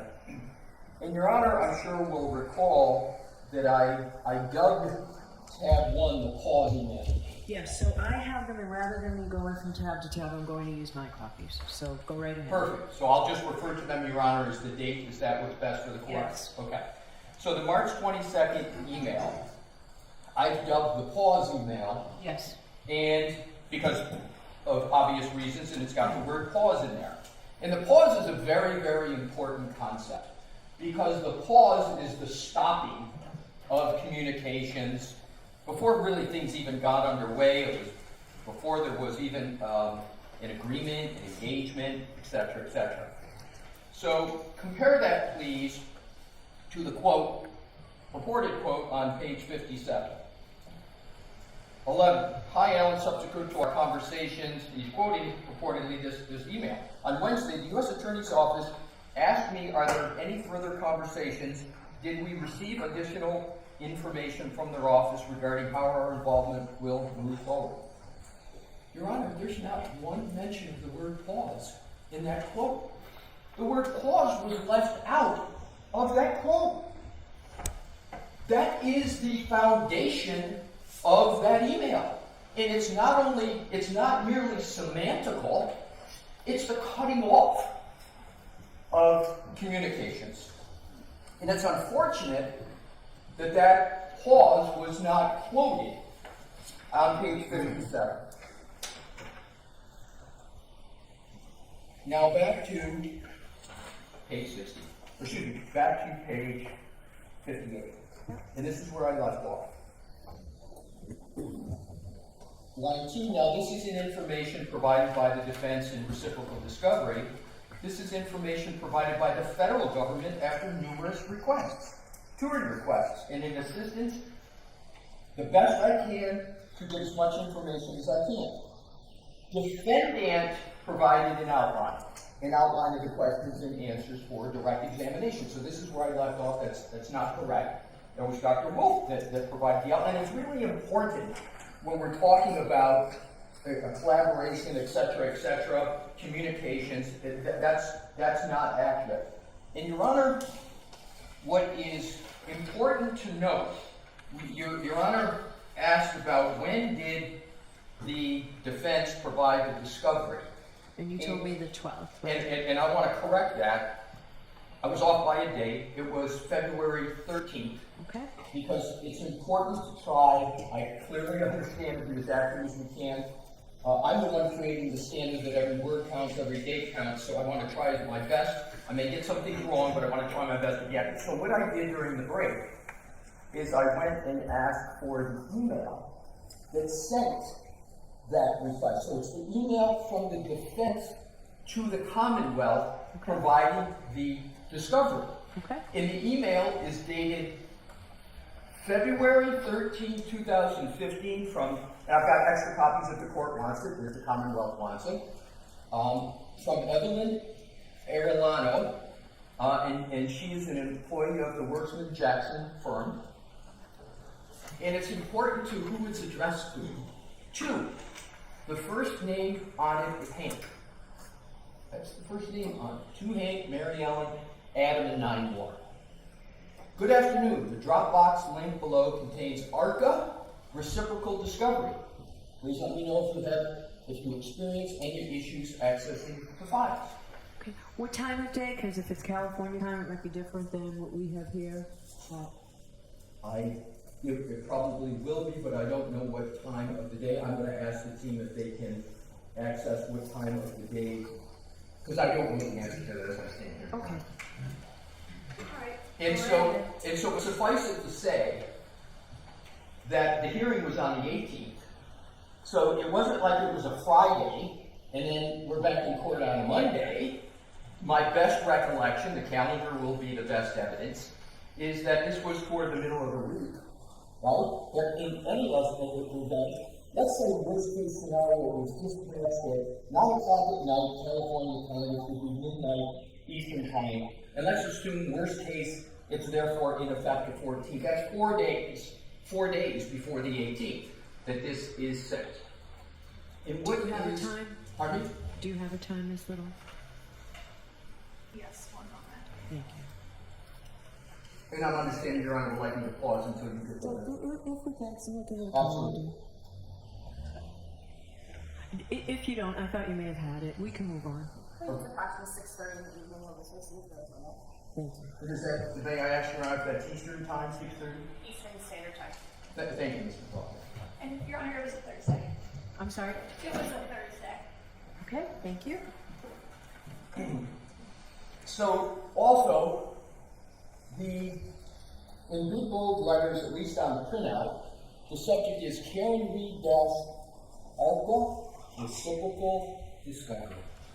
It's not like it was buried what was being sent. I mean, this was a lot of things, but it's right there, ARCCA reciprocal discovery. Was it just these pages that we've been talking about, or was there a lot more discovery? May I confirm with counsel? I think I know the answer. It was just the pages, Your Honor. Okay, thank you. So it's not like ARCCA is amidst a sea of other topics, right? This is the driving force of the email. And so, Your Honor, the question, and I'm going to keep moving on, but the question becomes, and I'm going to ask it more than once, but hopefully not too much, how is it that the Commonwealth on the 18th understood incorrectly, I think it's undisputed it's incorrect, that they got these materials from the federal government? We don't know the answer to that question, but I respectfully submit it's an important question. Was it an honest mistake? Was it just, as happens sometimes in lawyers working together, there's a lack of communication, there's a miscommunication? Is that the explanation? But I think truth and justice on these topics, since we're being so exacting and appropriately so, we should have an answer to that question. So we move on to page, so there we have on page 58, we have another incorrect statement. We have two of them right up off the top, and then we continue on to page 59. Your Honor, understandably says the court. What is the date of that? Mr. Brennan, it's not dated. When I said it, what was I talking about? I believe, Your Honor, you were talking about the outline. Just give me a second, let me make sure. And Your Honor, if I may, I want to give you the second, but the basis for that answer is page 58, line 7, where the statement is, and what follows is all about the outline. Okay? So, Your Honor, appropriately and understandably says, what's the date of that? Here's the answer Your Honor got. It's not dated. It's not dated. Now, let's please just go back to tab. We're talking about the outline. Let's go back to the outline.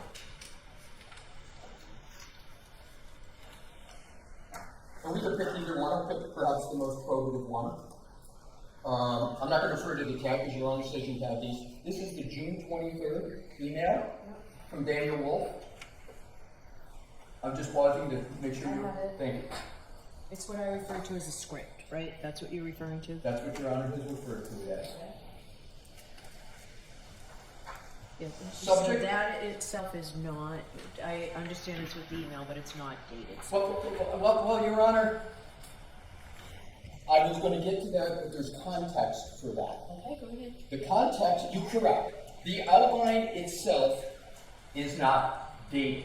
However, the attachment, keep in mind, we produce these materials. Okay. So we deal in e-discovery all the time. And when you look at the attachments, everybody relies upon the attachment line, especially if it's a Word document. So it's wolf_direct.docx. So you know this email has an attachment. We fortunately have a file named direct. Your Honor has referred to it as a script. There is no other document that was produced that comes anywhere near close to this being the direct. So I don't believe there's any reasonable basis other than the other email on the quals that came the day before, 2 days before, the day before June 22nd, which has the same attachment wolfquals.dcx. Can I ask you a question just Yes. because I don't understand? So what I have separately is the script and then something saying qualifying the expert. Is this all one document? No, Your Honor. All right, And so I appreciate the question. What So- is the date of the, so you're saying what I refer to as the script was sent on the 23rd? That is correct, Your Honor. What was the other one? The other one was sent the day before on June 22nd. Okay. I'm just going to give the name that the email has. I think it's Wolfe_quals document. Okay? So there's 2 emails. One's just the quals. The other, respectfully, Your Honor, I know what you're calling it. I'm just going to call it what it says in the title is direct. So it doesn't matter which one you're talking about. To me, it doesn't matter whether there's a date on the actual quals document or the direct document. We produced them in this fashion, and I believe the only reasonable conclusion is that the outline is what is sent under the June 23rd email. And Your Honor, the reason why I persist in this is because if Your Honor goes and looks at the, and this is important for the context, if you go back to the June 22nd email, Okay. the last sentence is, I will try to work on some direct examination questions tonight.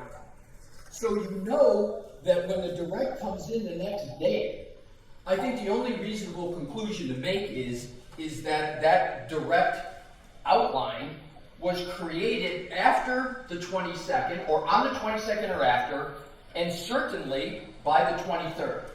So that's what the Commonwealth had in terms of the information. So in conclusion on this point, but I think an important one, it's not dated, but here we go back to, Your Honor, the TURI request is a recent February response, but they, and I'm assuming the Commonwealth meant the federal government, send random documents. There's no real accounting. But there is an accounting on the face of the emails that I Let me just actually went. hold that thought. I just have one other thought about Yes, this. please. So we're talking about Saturday, June 22nd, what was sent as an attachment with the email, and Sunday, June 23rd. So this was before the witnesses testified, right? That's and correct. We're saying that this was disclosed prior to the February 18th hearing. But was this disclosed prior to the witnesses' testimony? The answer is no, Your Honor. All right. The That, I answer just is wanted no. to be clear. That's how I see it. I just wanted to give you the opportunity to tell me if that's not accurate. No, that's 100% accurate, and I'm going to get to that. To me, that's a Rule 14 issue, not a candor to the court issue. Okay? So now, if we could please go back to page 59. I'm there. Thank you. There's no real accounting. Now, I'm not saying that undermines the conclusions of ARCCA. There's another okay, so to speak, with ARCCA. Or I'm not saying they're not qualified witnesses, but it certainly shows some bias, and then there's a lot less blah, blah, blah, blah, blah. But here's the next one. Another comment. He's quoting, would it be fair to say, because you had a lot of nighttime visibility work, your cases frequently involve pedestrians? Now, and then yes, unfortunately, there is a direct correlation between the time of day and pedestrian facilities. Statistically speaking, most pedestrian facilities occur during the evening. Fatalities. I'm sorry, thank you. Fatalities occur during the evening and night hours. End of quote. And then the Commonwealth adds a commentary. That would have been nice to have. They had that. What's the objective evidence that they had it? I go back to the voir dire. They had it 4 months ago. 4 months before last Tuesday. They had it before we turned over the discovery, in which the objective evidence that they had it is the voir dire of June 18, 2024 of Dr. Wolfe that I referred to earlier, page 167, line 12. This is Dr. Wolfe. Well, to give you an example of that, so I do a lot of nighttime visibility work where, for instance, let's say a pedestrian is coming down to the roadway, etc., etc. But that's not the end of it. They have a choice. So if we go to the direct testimony of Dr. Wolfe that I referenced earlier, this is my tab 6, but I'm going to stick with, it's the date of June 24, 2024 of Dr. Wolfe. Page 36-65. Okay. Line 22. This is Dr. Wolfe's answer. Several hundred, period. As I mentioned earlier, you know a great deal of my work is in the field of lighting and visibility. Here comes the key points. So there is a direct correlation between time of day and pedestrian incidents. We see a rise in the evening and night hours just due to drivers having a difficult ability to try to perceive and recognize individuals. So I certainly see a lot of pedestrian collisions in my casework. There it is. I did see that. So let's go back. That's misstatement number 5. It would have been nice to have, I agree, it would have been, and you did. Twice. Next. Reading on the same page 16. He's quoted. So, my specialty in the area of lighting and human factors results in a lot of my cases involving pedestrians. That's the end of the quote, and then the Commonwealth takes on with a commentary. Pretty important stuff in this case. I agree. And you had it twice. And then he comments, if you don't want me to say this, that's fine, that's fine. Then the commentary from the Commonwealth. Shh. And I went back and watched the video. Shh. Don't tell them. I'm sorry? What do you mean don't tell them? You were told twice. In the voir dire and in the direct. In the direct it was just unvarnished. And here's the important part, Your Honor, another important part. Mr. Jackson drew that out on direct. Not only was he not shushing or fighting, it was Mr. Jackson's question that drew that out. So here you have Dr. Wolfe trying to figure out, is this something that we should say? We're not. And honorably, Mr. Jackson, nope, we're going to hit it head on. Mr. Jackson draws it out, puts it right on the table. 4 months before February 18th, and the whole world for life. Next, if you could, Your Honor, please go to page 60. I'm sorry. There's another point. Let's go if we could. I don't want to take the lesser significant ones. I want to focus because there's many of them. I want to get to the more significant ones. So then we have on page 60, line 2. And then a bill from ARCCA to the defense for $23,925. That's not a trial by ambush. That's getting duped. So I, Attorney Brennan, didn't know any of this. But I've tried a few cases, I've been around the federal court a bit, I know how it works. So what is the import of that statement? I didn't know any of this until I got it from the federal government. And we're talking about the invoice. No. You know about it because the defense, after the certificate of completion of discovery, and 6 weeks before the trial is starting, the defense affirmatively turns it over and does it not buried amongst several discovery documents, but essentially a tailored discovery response that's titled Karen Reed ARCCA Reciprocal Discovery. That's not a very good way to try to cover up something. There is no statement about the date of the invoice. on February the 18th. So people are left to wonder, when did it occur? When was this bill stated? The date's important for that invoice. Then there's a lot of statements made, sometimes parties pick sides, it creates blah, blah, blah, blah, blah. And then it allows the ability of one side to use ghosts. They create illusions and shields and say something's there and something's happening in a federal investigation and this person, and then this happens. Your Honor, I think it's important for the defense to be allowed to speak to the very words that were used against us. Ghosts, illusions, shields. That's what we're accused of. I choose to try to comport myself and practice a certain way and give people a little bit of the benefit of the doubt. But if we're going to be talking about ghosts, illusions, and shields, I don't think it's the defense that's creating ghosts, illusions, and shields here. The illusion, and it's more than illusion, it's a statement of fact, is that all these documents came from the federal government. It's not an illusion, it's a statement of fact. Statement about federal investigations that were these are not ghosts, we're not creating it, but I'm not going to go any further on that topic. But the ghost word was used, in my view, the way I read it was, these topics we're making up, right? And we're hiding things, shield, right? We're shield, I interpret it as, you're preventing us from getting this information, defense. And this is 5 days after we had provided it. Next line. Page 60, line 13. I don't care if the ARCCA witnesses testify at trial. I'm very pleased to hear that. I don't care about their opinions. I'm pleased to hear that too. But I care that it's unfair, imbalanced, and hidden. Hidden.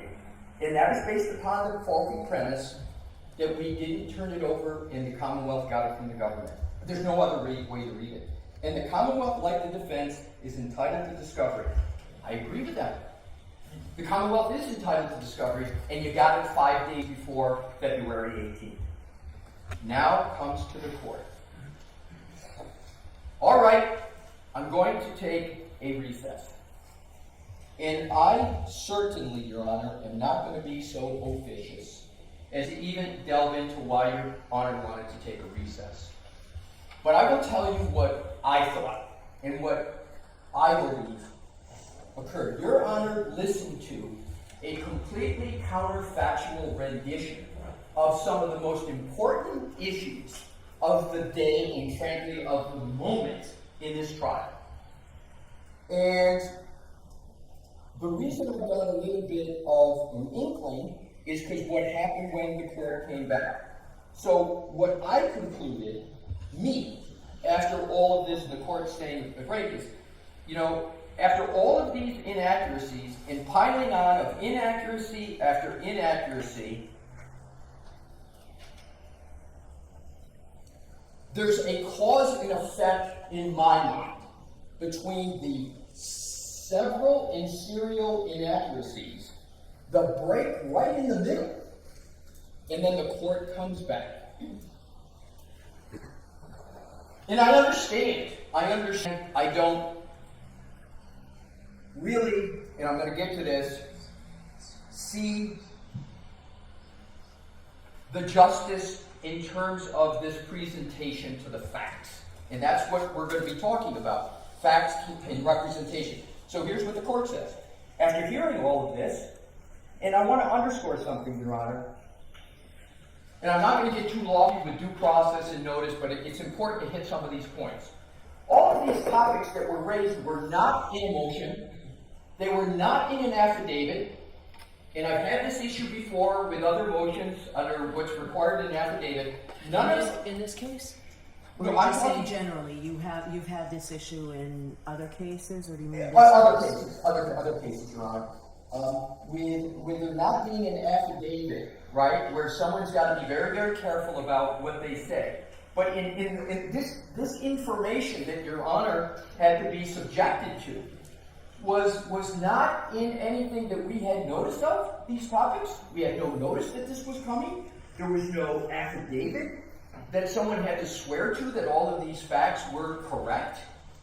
And Your Honor takes the break, so we didn't get an opportunity to stand up and say, you know, what I'm being given the very fulsome opportunity to say today. So Your Honor comes back. All right.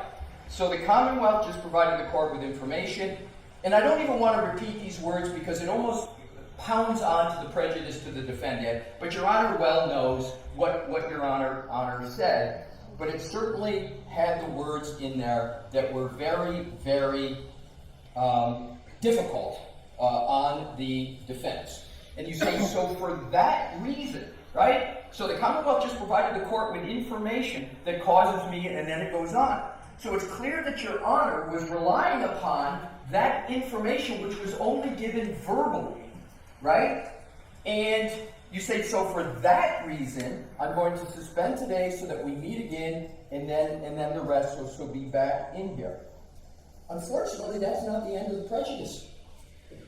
So what happens is, all of a sudden, and Your Honor basically said, and this is all so key, so you said, I'll see you in a week from today, and then Your Honor continued on page 61, line 12. And where Mr. Brennan, where the federal authorities have been kind enough in the past to allow me to have copies of everything, would you be kind enough to call over there and check with whomever you were dealing with, so to see if I can, in fact, get a copy of everything that you just read?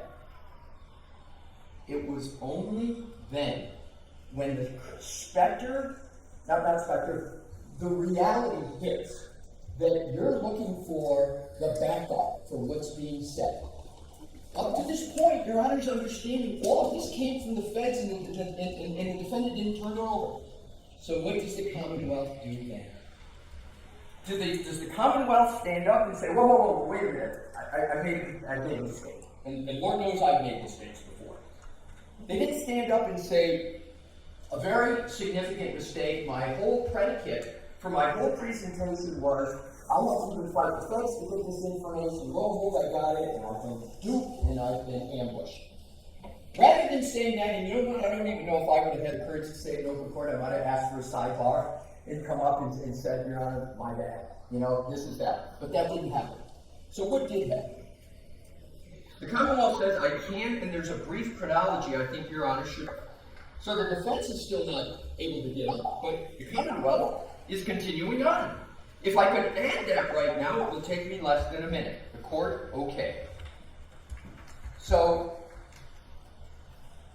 the Commonwealth goes on, says the chronology is December 4th. We sent another TURI request, 2024. January 6th, we filed our notice of intention to exclude ARCCA experts. January 30th, 2025, the United States Attorney's Office sent a response to both ours and the defense request. Without any prompting, on February 6, 2025, the defense and the prosecution received an email from the U.S. Attorney's Office saying that the contract had ended with the ARCCA experts and that if either party wanted to engage, the original materials are still protected. This was a change in position about whether the party could be impeached. On February 11, we filed a motion to exclude. February 13, the defense provided us the emails that I read. Buried in a chronology is, in the middle of the sentences, the defense provided us with the emails. I think I said, I'm going to repeat that. I think I said, the federal government, it was the defense. February 13th, they sent us the emails in the direct examination outline. I think I said, that was the whole basis for the entire presentation, was that the Commonwealth had to fight even the feds to get that. And then it goes on. We reached out to the federal government, but you know what was not said in lines 9 through 14? What was not corrected? It wasn't corrected that the invoice came from the defense. Just the emails. I thought it meant everything, but... I don't understand how that conclusion can be drawn, Your Honor. You didn't say the defense provided us with all of the entire production. The defense provided us the emails that I read. There was no email with the invoice. The invoice was discussed as a separate item, and I can go back to it. When the Commonwealth was talking about it, they never connected it to the emails. So then we reached out to the Because federal. I received a copy of it. Pardon me? I think it's because I received a copy of everything that had been referenced. Yes, but I'm going to get to the point about the importance of correcting misstatements, because 3.3A1, everybody focuses on the first sentence, which is, thou shalt not make a false statement of fact to a court. The second part of 3.3A1 is you get the opportunity to correct, and you've got to correct a material. And I've got it in front of me, but I'm just paraphrasing. I want to get to precisely. But that's why I perseverate this on this, Your Honor, because I trust that the court's going to hold everybody to the same standard. And so I think there is a proper inquiry. I don't intend to be officious as to what the court should do, but if we're going to start looking at comments of defense counsel, I believe we have to look at all comments. And again, I'm going to go back to my own view is this. Being a lawyer in cases like this is hard. Being a judge in cases like this is hard. Mistakes are going to be made. So we go on into page 62, line 15. We reached out to the federal government again because I was curious about the change in position on February 6th that the contract was ended, but that parties could contact ARCCA. Obviously, the Commonwealth is in no position to contact ARCCA because that would actually preclude the defense from retaining them. So we refrain and we will not reach out to them. This is really an interesting statement because you read it, because that would naturally preclude the defense from retaining them, yet at the same time, the Commonwealth, for the fourth time, has moved to strike our ability to use ARCCA. So then the court goes on, all right, so the information that was provided to you, not from the federal government, so Your Honor knew at that point, I don't believe Your Honor had any basis before that to believe that it had come from the defense. I'd like a copy of it before you leave the courthouse. So I hearken back, Your Honor, to what I conclude drove Your Honor to make those impactful statements about, on the top of page 61 was the presentation of the Commonwealth that I counted had 10 before Your Honor caused the pause. So, coming to what happened then. The Commonwealth, having not given us notice that this was coming, these topics, not putting any of these statements in an affidavit, we didn't have the ability to stand up. But I will tell you this, Your Honor, I greatly appreciated the week that we got. Because I do believe that Your Honor intended that counsel be giving defense counsel and defense a fair opportunity to go look at this. And that's the way I'll speak for myself. That's the way I took it, and I appreciated that. Because that's allowed me to go spend the time that I spent to try to do my level best to give the court an accurate rendition of the fact, because as an officer of the court, I believe that is a sacrosanct duty. And in a matter where the very issue is, what are counsel saying to the court and is inaccurate, I wanted to make sure I could do the best I can. Now, I may have made a mistake here or there, but I just want to make sure that I recognize Your Honor's giving us that week, and we've tried to take the best opportunity for it. So what happens?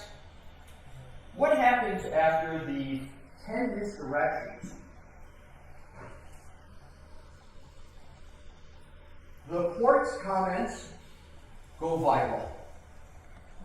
And I'm not saying this for drama's sake. I'm saying this for what has impacted the defense 6 weeks before trial starts are out in the mail.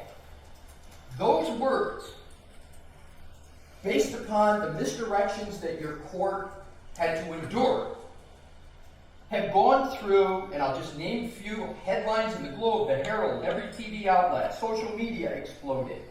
And these are not trivial issues. And more than that, the veracity of counsel has been called into question. There's commentary of everybody about what's going to happen to certain members of the the counsel's team, and whether it's intended or collateral damage, we've got the ARCCA experts, which are key parts of our case. Their credibility is being put throughout the public domain, and this could have been avoided had there been an accurate recitation of what had occurred. And Your Honor, I don't know if this can be remedied, but it certainly shouldn't have been exacerbated.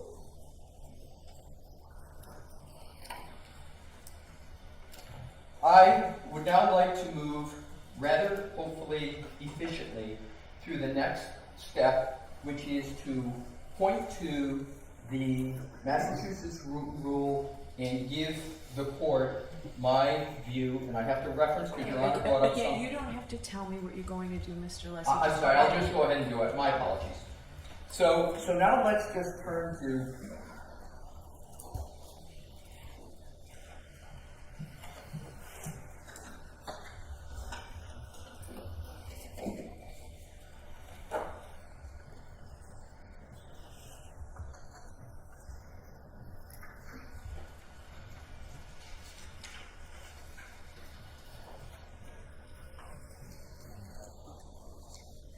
Model Rule 3.3A1.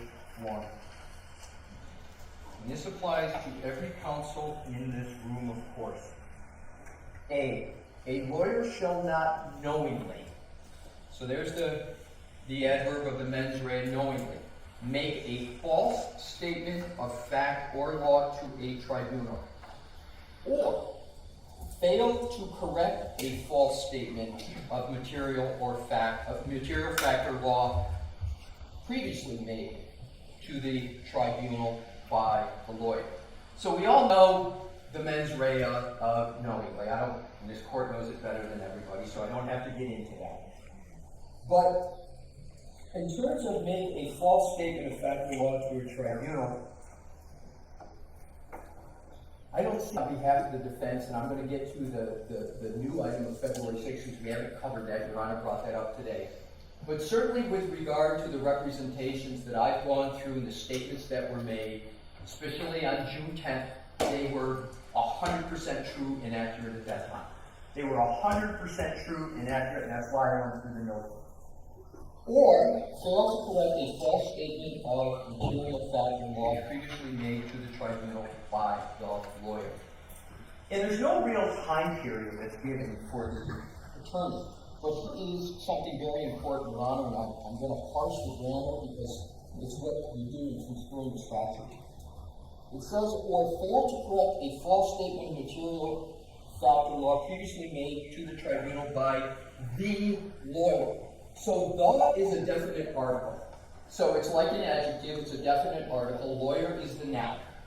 The lawyer refers to the lawyer who is perhaps made a false statement of fact or law to a tribunal. So it's sort of like you make a misstatement, it happens, but you got to correct them, right? And what they talk about is, what do you have to correct? You have to correct a false statement, so it has to be false.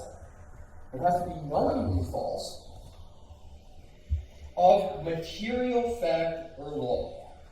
And material has been interpreted in the context of 3.3A1 to be a statement of fact or law that caused a court or adjudicator to have relied upon it for a determination. It's essentially what the case law talks about. That it's influenced the judge's decision. So let's go back and even let's assume hypothetically that on June 10th there were misstatements made.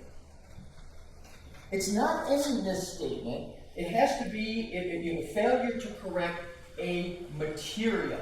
You have to do it knowingly, and then you have to fail to correct a false statement of material fact. And in terms of what Your Honor had, it's the same lawyer that we're talking about in both clauses. And that is why I spoke about Mr. Yanetti's statements on the 10th, about what he knew, the fact that Mr. Jackson was handling the ARCCA experts. So it's important to be analyzing what lawyer is saying what and which lawyer is to be making correct to correct the statements. So I go to the analysis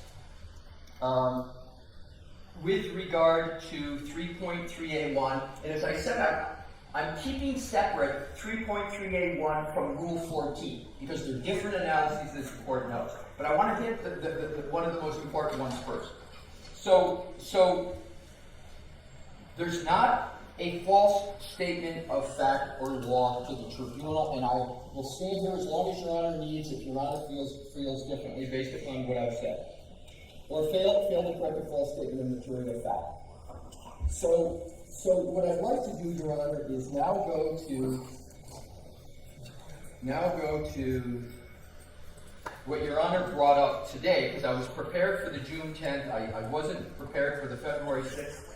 Do you need time? I don't. I have taken the time. I appreciate the offer. But I would like to draw your attention, Your Honor, because like I provided context on June 10th, I think context for February 6th is important. And so what I'd like to do is to go back earlier than what Your Honor quoted this morning, because I think the context is important. All right, so I have that entire transcript, like I said. Thank What you. page are you at? I am starting on page 40.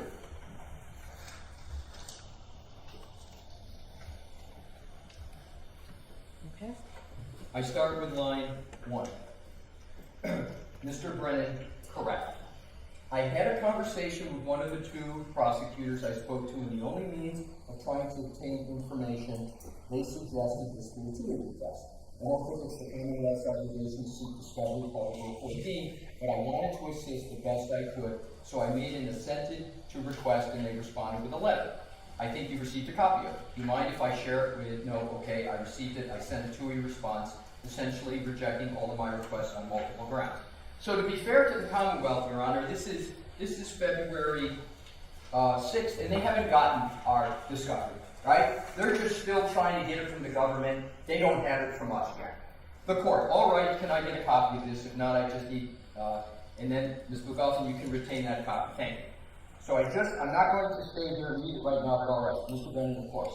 And so inevitably, I'm not making any motion right now, but I appreciate that as the proponent of the evidence, defense's obligation to give the Rule 14 discovery. I do not think, even despite their testimony, they complied with Rule 14, and so the reason I forecast this was because I appreciate the April 1st trial date. If the defense, through no fault of their own, is unable to comply with the discovery, I think that we're entitled under Rule 14. I would at that point move to preclude the witness. So I think the important in this snapshot of time is all of the discussion that occurred on February 18th, and I'm going to underscore this. That presentation was not about the substance of what was in the email. The Commonwealth never had an issue with that. It was all about they had to get it from the federal government, and we didn't turn it over. Your Honor obviously has read the February 18th transcript. You can draw your own conclusions. But on February 18th, they were not on the issue of anything other than they thought that they didn't get the material from us. So now we continue on the court. Move to exclude the witnesses? Mr. Brennan, yes. The court. What do you say, Mr. Jackson? Mr. Jackson, I don't want the witnesses excluded. What do you want me to say? The court. I asked you all to try and work out something. The original protective order permitted that we can do in court anything that would rule. I expect you to say something a little more than that because, and Mr. Jackson, well, I'll wait to get this motion. The court, all right, last time, Mr. Jackson, let me put it this way. The court, hold on a second. Last time we did voir dire these witnesses, it seemed to me that was the logical conclusion. I'd be able to get both sides discovered. We did that. That seems like a logical alternative to the exclusion, right? Your Honor knows what you're doing here. I guess we can wait and see if I exclude it on a motion to exclude. It just makes sense to me to set that up now rather than wait. I don't know when they do that, when the Commonwealth, based on their witness list, recalls them, is that when we want to exclude it. So I sort of expected the defense would have some suggestion. If you don't, you don't. Mr. Jackson, and this is the key context. I can tell you this, the Commonwealth has exactly, this is an interesting and sort of different set of witnesses. The Commonwealth is saying that pursuant to Rule 14 and, exclusion and preclusion of a witness is a punitive sanction for Rule 14 violations. Ms. Reed has not violated anything. Why should she be penalized when the Commonwealth has the exact same batch of information that we have about these witnesses? And there's more context to that. I understand the import of these words so far. So I don't have any more information. I don't have any additional discovery. I didn't hire them. I didn't ask them to engage in additional protocols. So I've got nothing else to give to Mr. Brennan. He's got the same information I got and he got at the same time. What Mr. Jackson is referring to here is the disclosures from the U.S. government, not the disclosures that were going to occur on February 12th and 13th when we would get the certificate. We had the certificate of completion of discovery. We had 30 days, technically, to turn it over, but it got turned over on the 12th. So then it continues on, is important, the court, if I don't exclude it with other sides seeking a voir dire, we would not seek a voir dire because they're eminently qualified and there's no other discovery to give. They've provided. The federal authorities provided all the discovery that was attended to their analysis and testimony. So,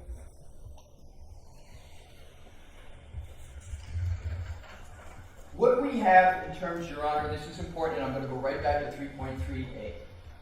We have Ms. Little handling all the discovery.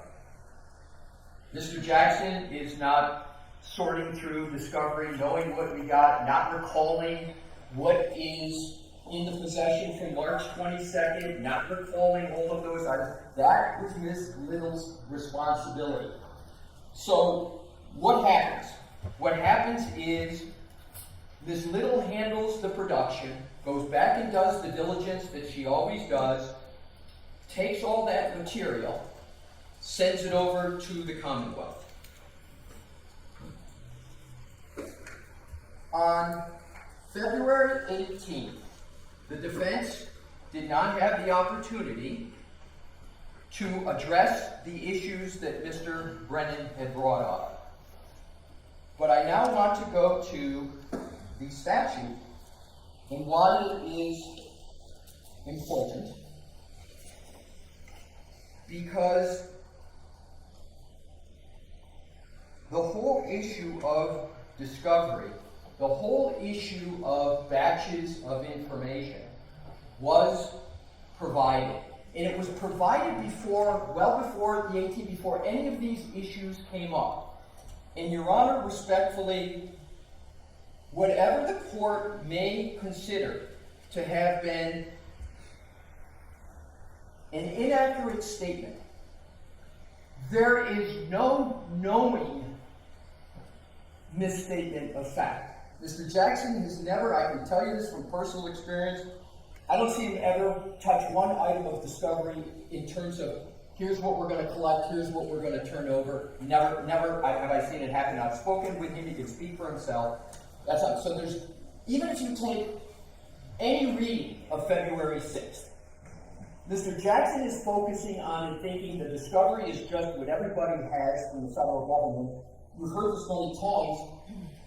We can't produce more than the feds have, but we certainly, and I want to hit this head on, we certainly had those March 22nd, March 22nd, we had those emails at the time that statement was made. We had those. We had the direct. We had the flaws. Not running away from that. But the question is, at the time Mr. Jackson made those statements, he's focusing on the government, and he's not knowingly saying in his mind, oh, well, I know we've got these emails from way back when, and so with regard to the shall not knowingly, there's no evidence of knowingly here, and I don't believe, respectfully, there can be an inference stated. When I looked at every single case where the court can look at the circumstances, so knowingly is not merely a subjective question of what an attorney has. The court is entitled to look at the circumstances, and the case law says should make an objective determination on knowingly. But the cases, and I can give them to Your Honor, the cases are legion, that the court cannot draw an inference from no fact to conclude it was knowing. They got to have some basis, and I'll give you some examples. What happens is if, let's say somebody, one of the leading cases is, unfortunately, a woman attorney was in a bad divorce. She had financial statements, and she made misstatements in fact about the financial statements. And then the question became, did she knowingly know it? And what the court did, she said, no, I didn't know it, I didn't remember it, I was under psychological stress. And what the court did was they went and they looked at the circumstances and saw emails and conversations she had with her accountant, where she clearly knew about those statements, and she told the court she did. So there's an example of you've got to have circumstances that the court cannot just jump from a lawyer said this to it's knowingly without some basis. That's why the mens rea is there. So in turn, and that's the February 6th, respectfully, that's the only aspect, and I went through all the others, that even comes close to a false statement of fact by Mr. Unetti or Mr. Jackson. In sum, Mr. Unetti's statements on June 10th, all completely accurate. All completely accurate. Mr. Jackson's eliciting of the direct testimony at trial, when he asked, have I ever asked you specific, questions, etc., that's completely true because it was Dr. Wolfe who sent the questions in. So we now are left with February 6th, and I've given you that construction of the statute. My last point, Your Honor, is going to go to the Rule 14, which is, and I'm going to spend a very short amount of time on this. Now that the Commonwealth knows that the discovery came from the defense, I want to go back to, please, the February 18th transcript. So I won't keep separate analytically the ARCCA from defense counsel, because obviously for Ms. Reed is obviously very concerned about her defense counsel and her choice of counsel, which is going to be my last legal point. But in terms of what occurred, I want to go to and quote the Commonwealth on the transcript. I am on page 62, line 18. Obviously, and by the way, this is toward the very end of the 18. Obviously, the Commonwealth is in no position to contact, etc., etc.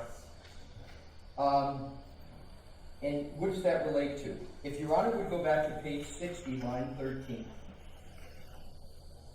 And it's a repeat, but I didn't get to the point here. I don't care if the ARCCA witnesses testify at trial. I don't care about their opinions. But I care that it's unfair, imbalanced, and hidden, and the Commonwealth, like the defense, is entitled to discovery. Key line. So, if they can produce the discovery, I welcome ARCCA. I want to repeat that. You don't need to. I'm sorry. Okay. So, my point is, we produced the discovery. Why is there still an issue with ARCCA? These aren't my words. So, I want to cover, before I get to the Sixth Amendment issues, the point that ARCCA should be allowed to testify. We've complied with our Rule 14 obligations. There's no prejudice. They have the discovery. They've obviously worked for the government a long time, everything about ARCCA. So I want to touch that base to make sure that either intended or collateral damage, that ARCCA still gets to testify, because it's a key part of the defense here. Now to the Sixth Amendment. The United States Supreme Court has held repeatedly that a defendant's Sixth Amendment right to defense counsel of their choice is a root basis of the Sixth Amendment. Is it an absolute right? No, Your Honor. If counsel does something so egregious, doesn't correct it, the Sixth Amendment gives way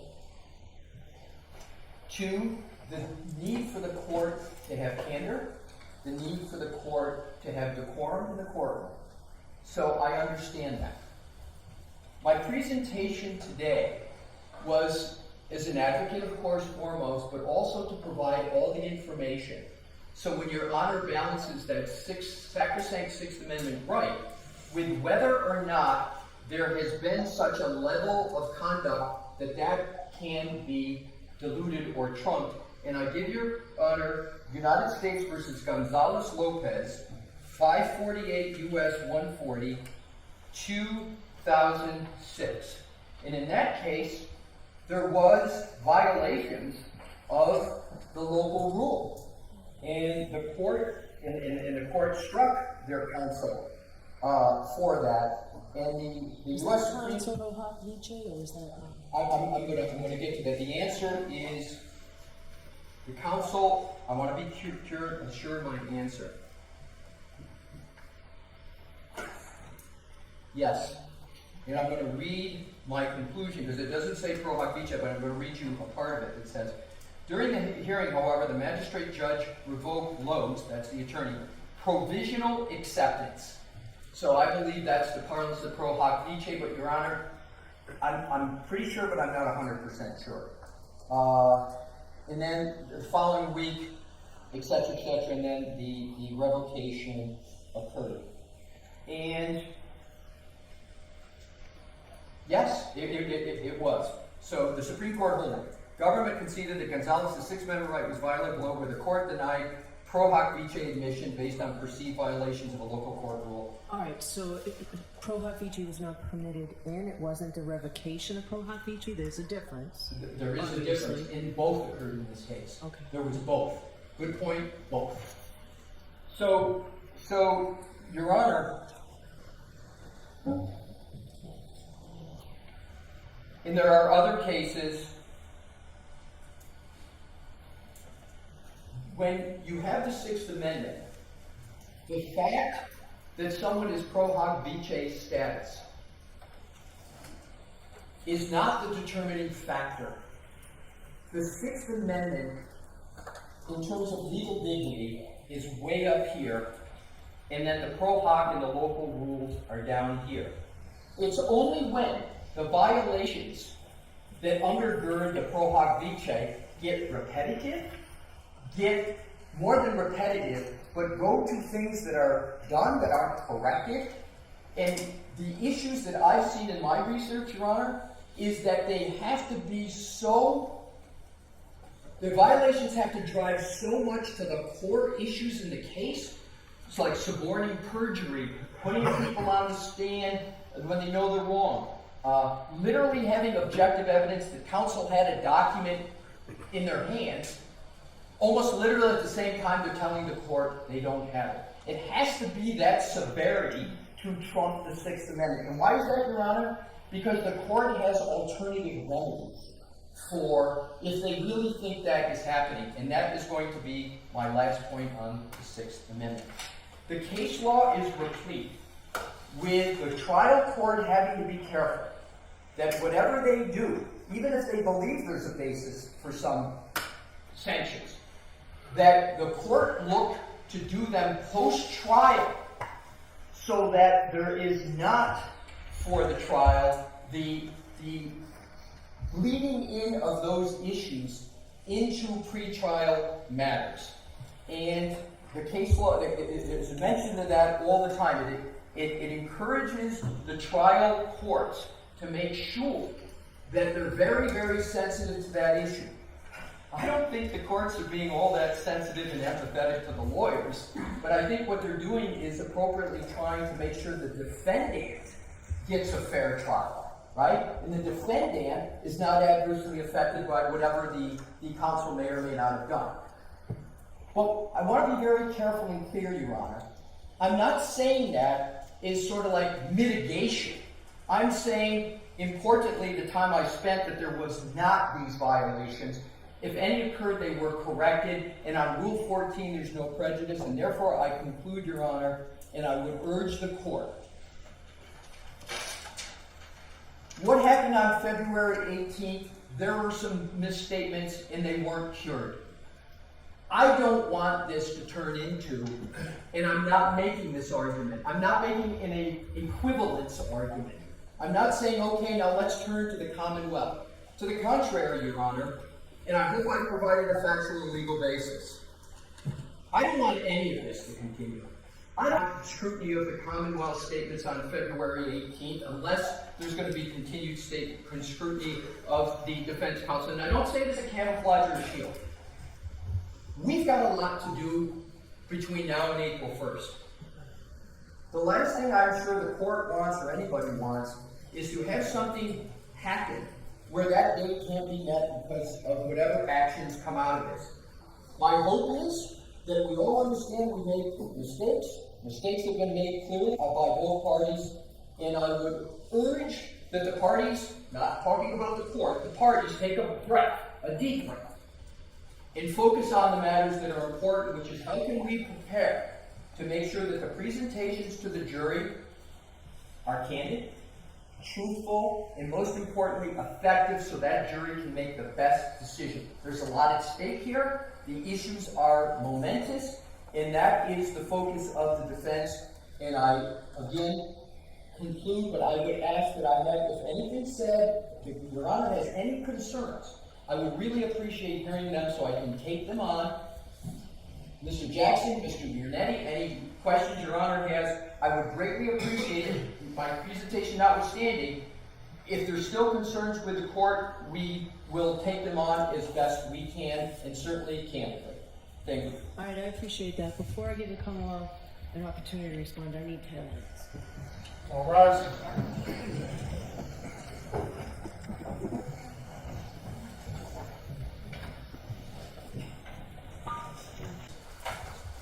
Be seated.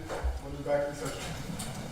All right, so before I hear from the Commonwealth, Mr. Alessi, I am going to take you up on your offer to ask any questions, and I may have questions for both sides next week, but actually, what I want to do, and you said I could ask questions of other counsel. So while memories are fresh, I just want to assure the accuracy of what was just said. So I'm certainly not going to order counsel to answer my questions. You don't have to, but I am curious. So we're going to start with you, Mr. Yannetti. Yes, ma'am. As an officer of the court, is there anything that you dispute that you just heard from Mr. Alessi? And what I'm particularly concerned about is what you knew or what you didn't know. You know, what he said was entirely accurate. Okay? Mr. Jackson, same questions. No, and I would simply elucidate with regard to the February 6th sidebar comment. As I look back at I didn't remember making the comment one way or the other. I didn't remember that sidebar. I did. Well, I'm sure the court did after it looked at the transcript. No, I did as well no, after no. I looked at the I transcript. did long before I looked at that. Right. The context of that, what was in my brain when I said we don't have anything else to give, which when I reviewed the transcript, was very clearly the federal batch of information, what we referred to as the federal dump. I did not have in my head at all emails, communications, things of that nature, the small... Invoices, payment. No, nothing. Because the context of what Mr. Brennan was talking about, being frustrated about, were his TUI requests concerning the federal batch of information. And that's when I was making the additional statement. We don't have anything that they don't have concerning the federal information and the background information for the ARCCA experts. That was it. Your Honor, if I could, this is the... Nope, hold on. Ms. Little, it was just thrown on you that you're responsible for all discovery, but the same question, you, and again, you don't have to answer, but is there anything that you dispute in the accuracy of what Mr. Alessi told me about what you knew and what you didn't know and when? No, Your Honor, I would just add that as soon as the court issued the order, I obviously was not in court that day, but as soon as the court issued the order that ARCCA reciprocal discovery be provided, I gathered those documents and I provided it. So that was the, I guess, prompt for going to look to see if we could satisfy the 10 things that were outlined by Mr. Brennan. Okay. So I'm going to hear from the Commonwealth now. It does not look like we'll finish this today because we'll be ending around 4 o'clock. But I will hear you, Mr. Brennan.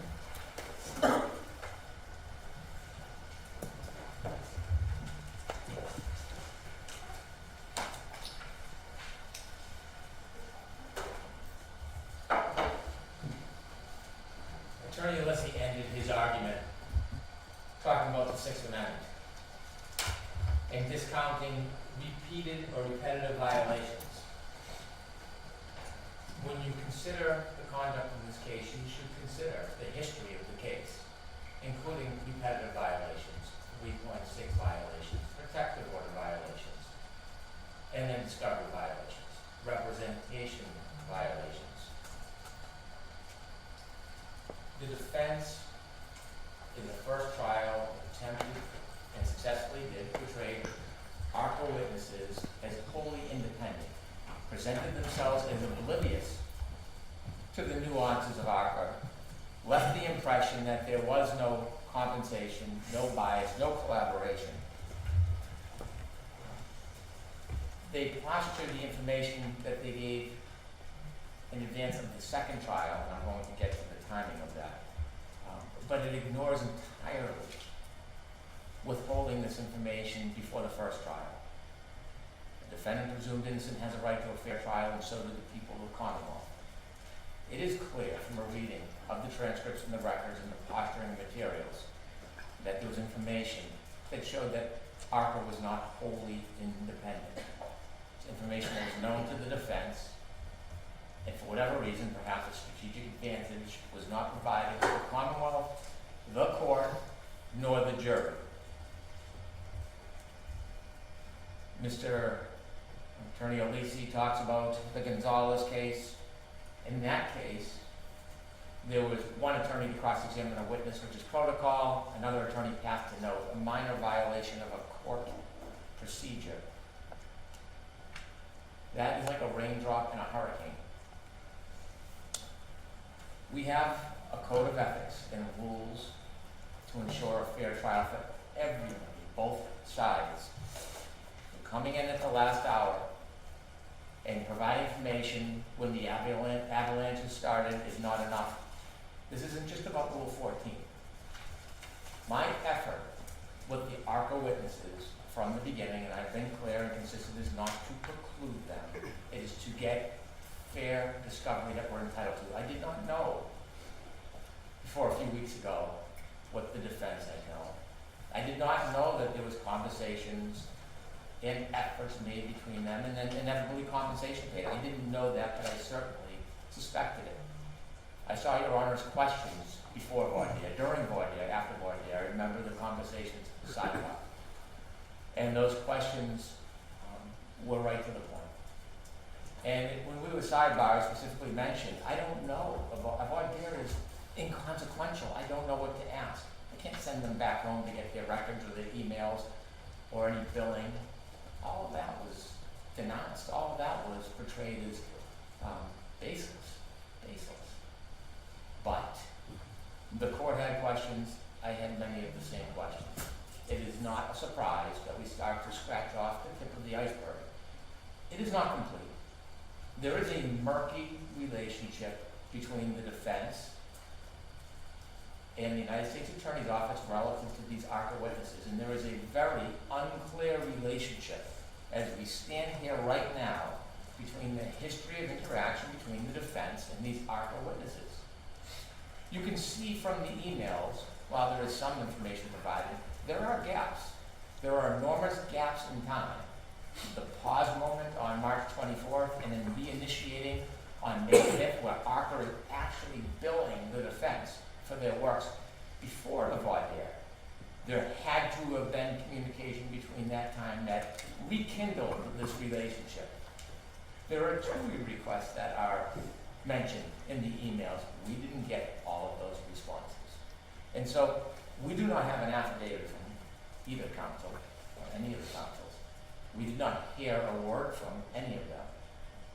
According to Mr. Alessi, what you should do, what the court should do, is go to the federal government and ask So questions. just to be clear, I am not having ex parte communications with anyone about this case. So I'm totally rejecting your request that I do that, Mr. Alessi. It wasn't a request, Your Honor. You suggested that I called. No, I said if Your Honor wanted to do that. I didn't suggest that Your Honor.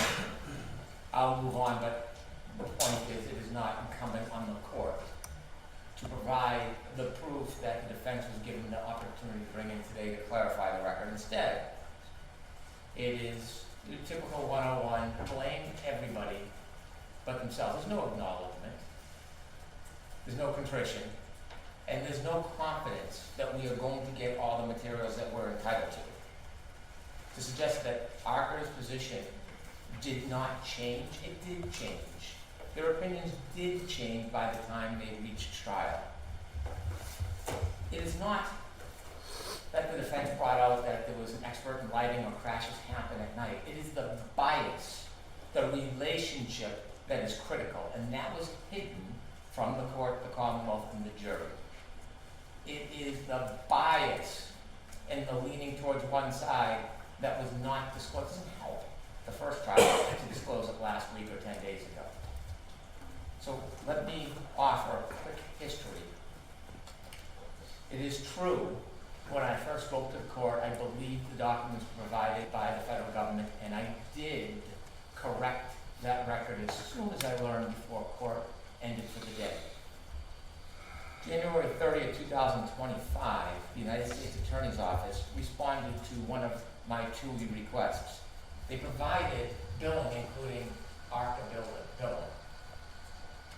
There was billing for their reconstruction, but there was no billing provided for their preparation, voir dire preparation, travel expenses, trial testimony.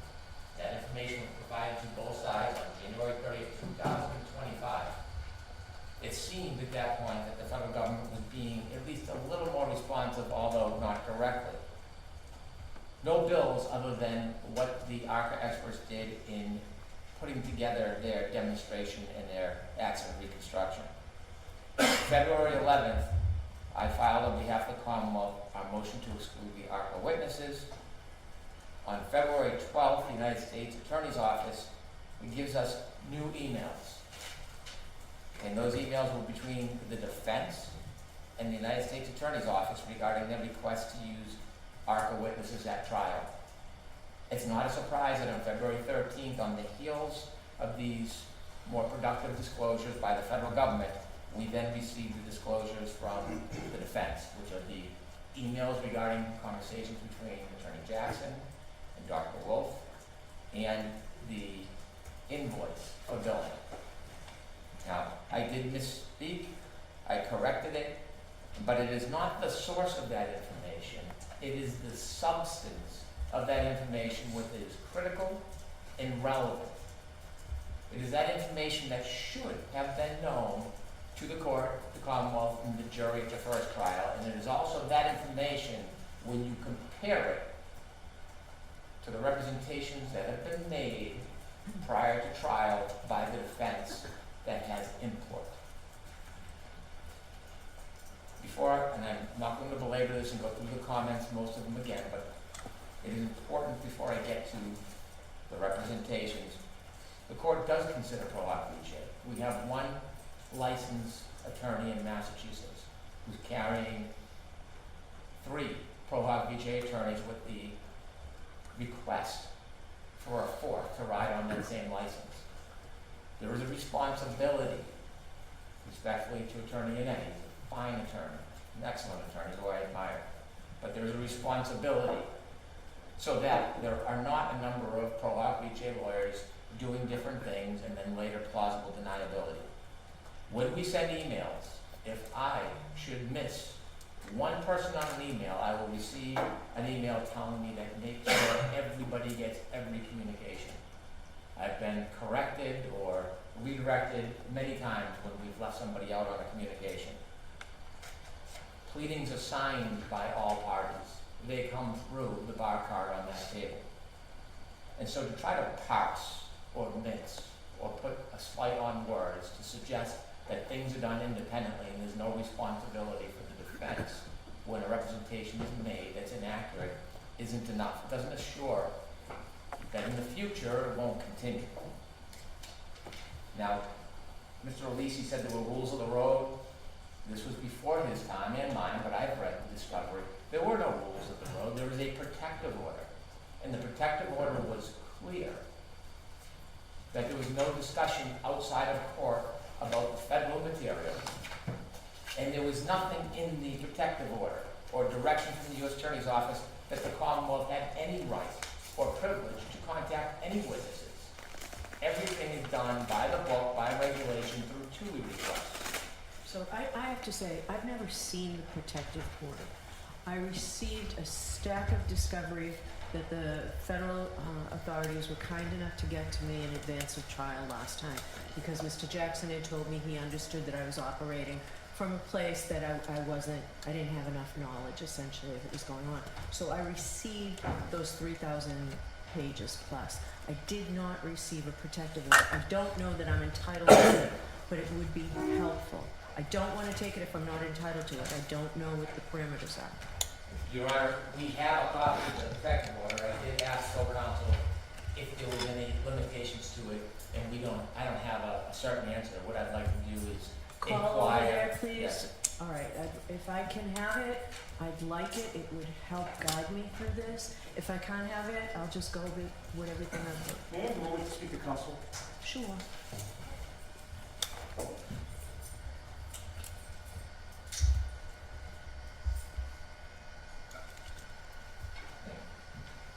Thank you, Ron. I'll need to call the United States Attorney's Office and get an answer from the court. All right, I appreciate that.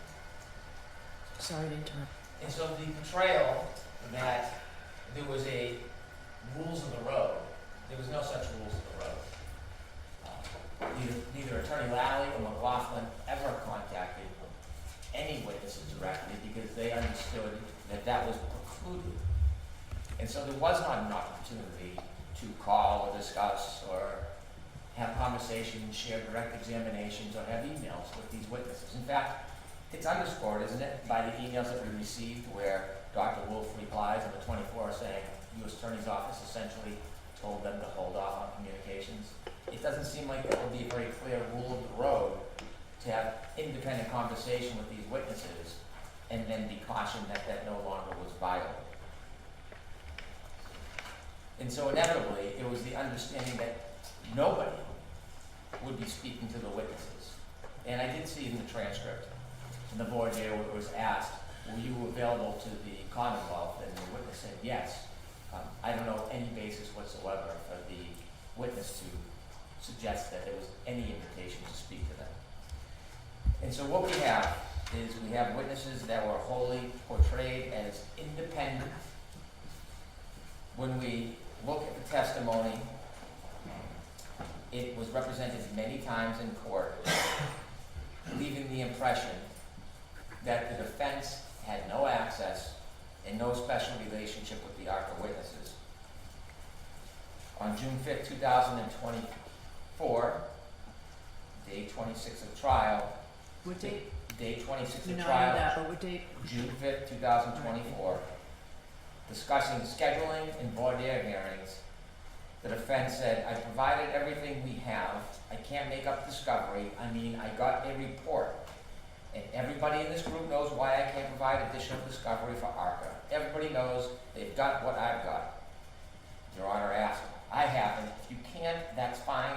So not everybody knows, and I make those decisions.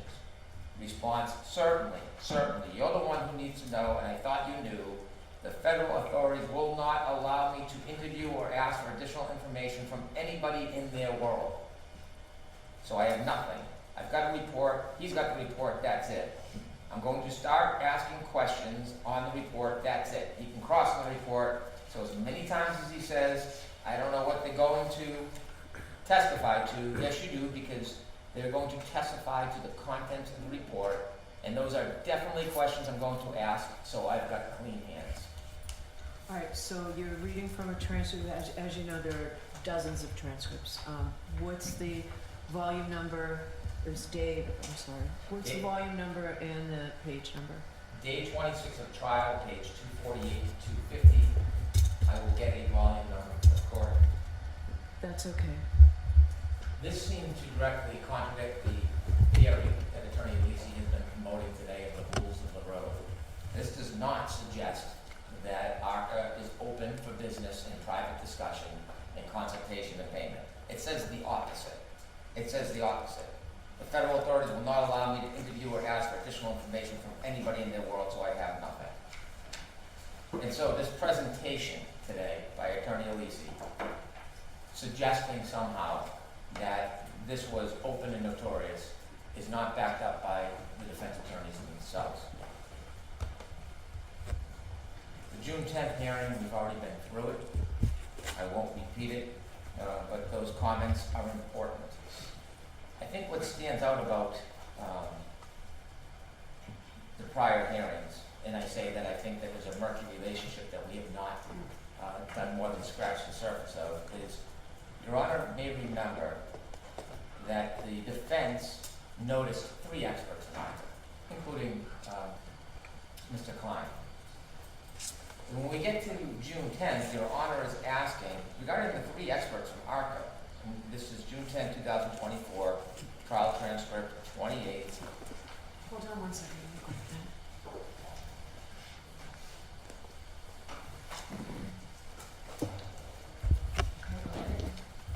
I believe it's page 12. Okay. And you were asking about the 3 experts from ARCCA. And you mentioned, notably, I can't tell who does what or what the basis of the opinion is. And when you look at the ARCCA report, there's no delineation on which of the 3 experts did what in that report. You can't tell what role each of them played from the report. And so if we only had the report, we wouldn't know which of those experts to call. And so when you continued questioning, you were told, well, you said, so I'm to believe that the defense is calling 3 witnesses that you've never spoken to and putting them on the stand. And Mr. Yannetti said, that's essentially it. He gives some detail. As mentioned earlier, we've spoken to them only for the purposes of coordinating their testimony and background. The important point for this particular point is that the defense inevitably calls 2 witnesses, Mr. Wolfe and Mr. Rentschler. And when they only call Mr. Wolfe and Mr. Rentschler, there must be a reason why. Because you can't tell from the report who did what. They noticed 3 experts. So there must be conversations with somebody explaining the witness's role or why only 2 of those 3 witnesses are important for the defense.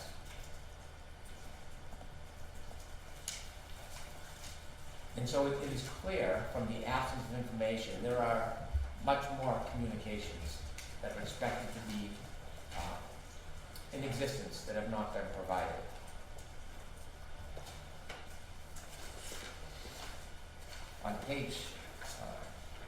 On June 18th, 2024, the voir dire hearing.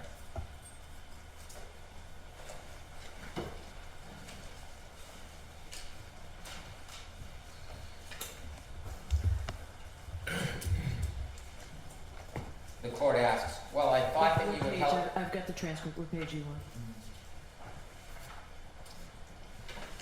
Do you know? No, but I can. If it's just your notes, that's okay. I can pull it up, Your Honor.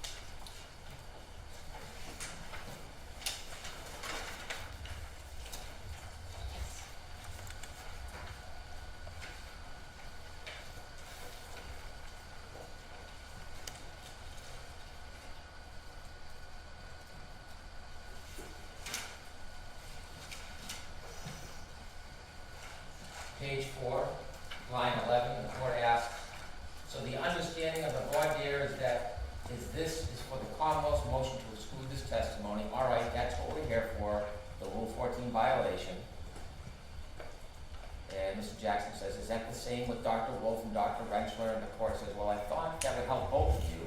The Commonwealth has nothing on that, and you say you haven't been able to even talk to them at all about this case, and the answer is that's correct.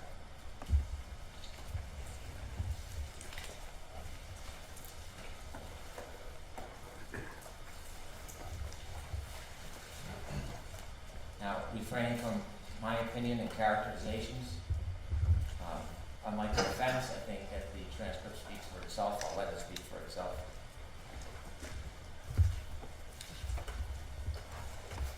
When we continue in the voir dire hearing, page 71,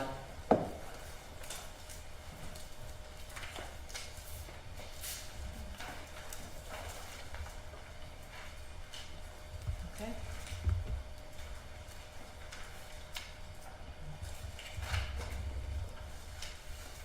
line 4, importantly, were you hired by the defense in this case? No, sir.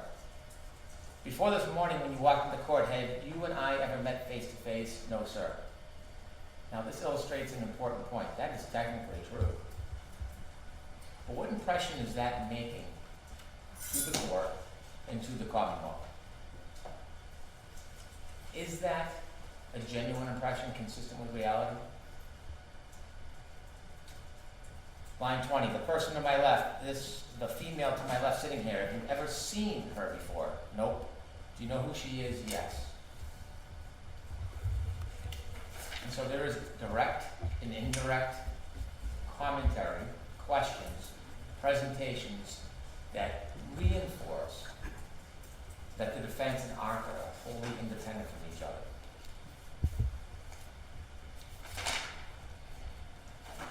This is also consistent with the representations regarding payment.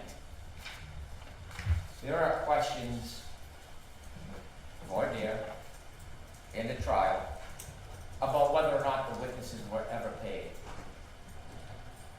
It may be technically true they were not paid at the time they were asked the questions, but if there is an expectation of payment, it is a promise, reward, and inducement.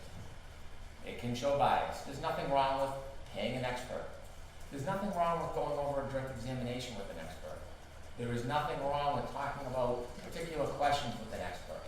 But when these experts are being portrayed a certain way, that they're independent, that there is no evidence or information about them, then it is not a fair representation. It is not an honest representation.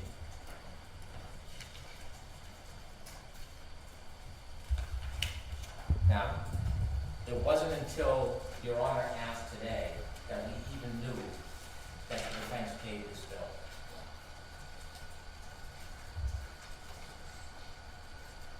When you look at the bill, there's some things that stand out. There's a tax ID number, an invoice date of July 12, 2024. It's addressed to... Hold on 1 second, please.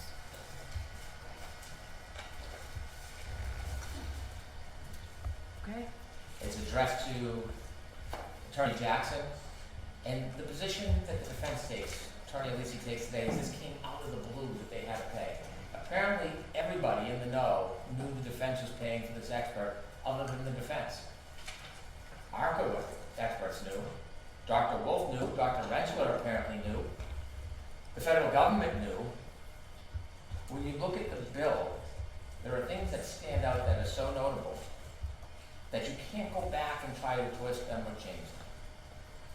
Look at the first entry of May 1st, 2024. That is before June 10th. That is before the representations that there was no intention of compensation.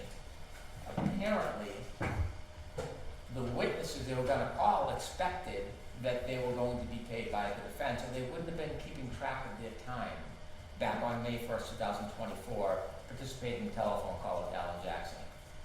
And so the March 20th email asking for an engagement letter and a retainer, and then the 24th saying we need to take a step back because of the U.S. Attorney's Office. 22nd and 24th. There is obviously more communications because the relationship re-engages at least on or before May 1st, 2024, and these witnesses understand that they're going to be paid by the defense. And as I mentioned in the materials we got from the United States Attorney's Office on February 12th, there is no billing related to prep for voir dire, travel, trial, none. So the only people who were surprised that they were paying the witnesses apparently was the defense themselves. And then before that June 10th hearing, where the representations were made, there's a June 9, 2024 phone call. Another participated in telephone call with Allen. And then we see before the voir dire testimony, there is billing to the defense, which is now being paid by the defense, prepared for voir dire testimony, June 17, 2024. What we don't know is, in the preparation, was there any conversation with the defense? Was there any emails? Were there any documents? Were there any outlines? Was there any discussion about the potential testimony, or is this solely the preparation of Dr. Rentschler on his own? On the same date, 3 hours billed by Dr. Wolfe, prepared for testimony and hearing. Now, they felt inclined and comfortable billing the defense for it. Was there any interaction or discussion between the parties? We don't know. This was the time that the court gave the defense an opportunity to bring in their product, their receipts, the emails, to elucidate, illustrate, demonstrate, prove what the relationship was. We don't have anything. We have nothing more than we did last week. On June 18, 2024, a round trip to Norfolk Superior Court by Dr. Rentschler, and also separately for his testimony, 8 hours billed, 12 hours for Dr. Wolfe billed to the defense. June 21st, Dr. Rentschler prepares for his trial testimony, bills the defense, 5 hours. Again, we have no idea if that includes in any way correspondence, communication, interaction with the defense. June 21st, Dr. Wolfe, the same, prepares for trial, 6 hours. June 23rd, Dr. Wolfe travels to Boston for trial, significant delays, and then Dr. Rentschler on the 24th, round trip, Norfolk Superior Court, 11 hours, 6.5 hours respectively, billed to the defense. Now, it's hard to believe these witnesses would put forward money and expenses and travel without some understanding that they were going to get paid. It is hard to believe this company, especially after receiving an email about engagement and retainer, especially after having conversations, collaborating on their potential testimony, it is hard to believe that they would come to Boston, spend their time and their own money to do this, to just simply send a bill later with no expectation of being paid. In fact, it's a very specific accounting of their time. And when one accounts for their time, it's because they need to have a contemporaneous record so they can get paid for that time. Also billing for wait time and travel, testimony at trial on June 24th, and then there's expenses for June 18th and June 24th. Specific expenses, $1,749, $1,932. So they are keeping very careful track of the bill that they send within 1 month of the defense that gets paid that Commonwealth and the court never knows about. Talk about correcting a record. And so this $23,925, we find out today, it was paid by the defense. We hear that there was a conversation with the federal government. We have no affidavit, we have no witness, we have no writing, no email, no correspondence, nothing to support or put in context the conversation, nothing. Nothing. And so when you look at the story on this bill and the timing of it and the details of it, we know that we are getting a fraction of the story. A fraction. It's not enough to blame the court, blame the Commonwealth, blame the U.S. Attorney's Office. There's some accountability.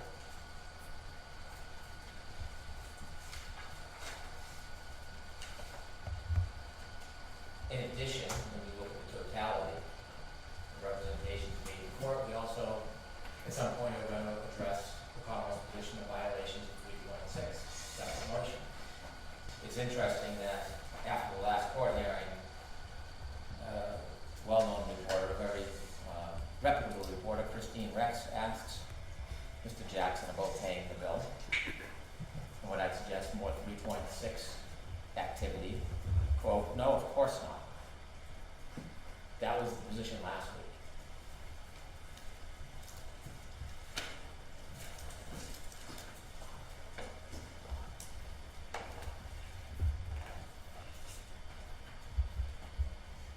So what we're left with is we still don't know the relationship between the defense and ARCCA. We don't know about the impact it had on the first trial.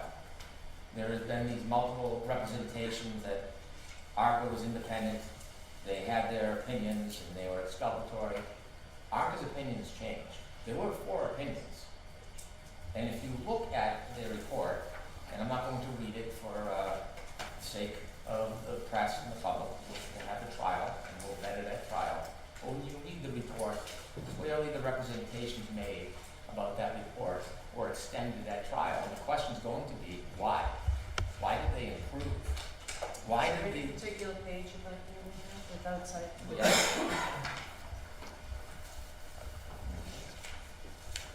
If you look at the first page, Yes. yeah, You don't have to read any of it, you just tell me what paragraph.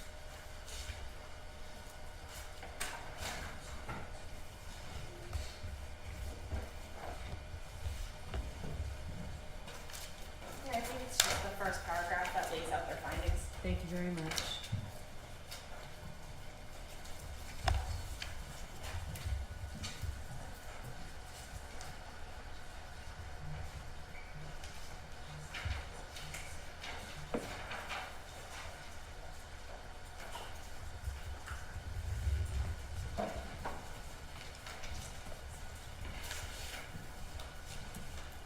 I'd actually particularly note number 4, and both publicly, repetitively, but also at trial, the parameters of that were extended substantially.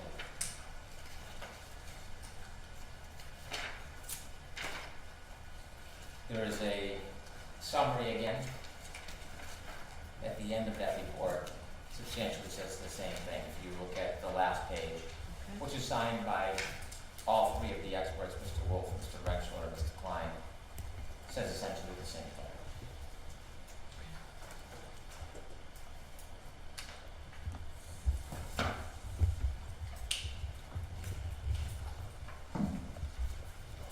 So we would be oblivious if we stood here and said that the relationship between the defense and the experts, there's no relevance to bias or motive or desire to please, because clearly there's a change, there's an expectation of payment, there's communication, and to suggest that an outline was provided so close to the testimony, therefore it shouldn't have been shared, it isn't just what's in that outline, it's the fact that they have the relationship. Attorney Jackson may have brought out that accidents happen often at night. It's not the point. The point that the ARCCA witness is willing to forego that information as a benefit to the defense. That is the heart of what is missing and what is hidden. And so there are a number of instances, 3 of them, in the outline where the ARCCA clearly is trying to accommodate the defense.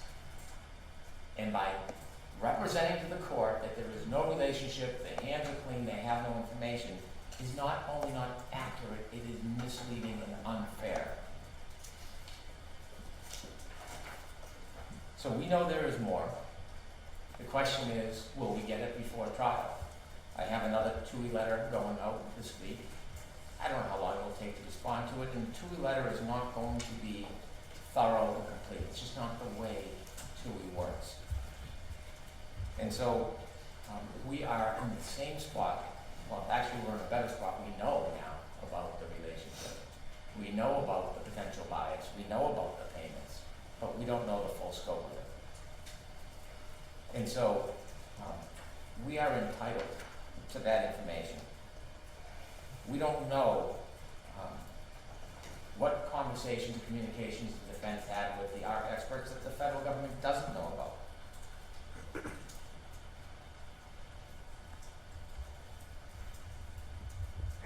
Over the next few weeks, we're going to attempt to get more information, but we will never have an accurate accounting unless it's compelled.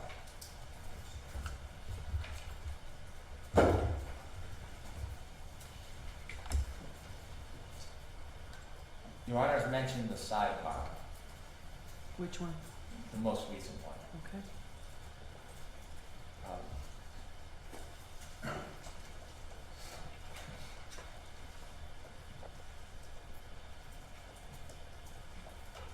not trying to be overly critical of another attorney. I'm not. You can laugh, but I'm not. It has been my effort to get Rule 14 material. It has been my effort not to exclude ARCCA witnesses. It has been my effort to try to achieve fair play. There's been no other way to compel any information other than to file motions in this case. And it is not incumbent on the government to fight for this information. We're entitled to it. We're entitled to it. And at this point, we have no confidence whatsoever, none, that we're going to receive the information that we deserve.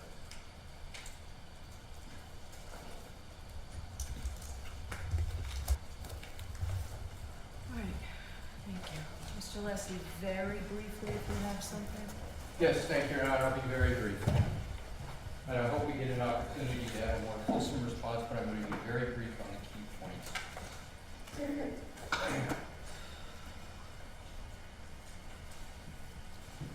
Attorney Brennan focused a lot on the invoice. As I said, I work with experts all the time. The experts keep track of time. They had historically been paid by the government.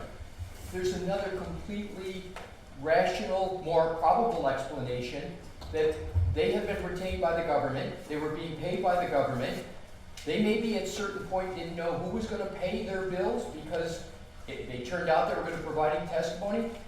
That is a whole different issue, what they expected to be paid and by whom from what the defense expected. So two things can be true.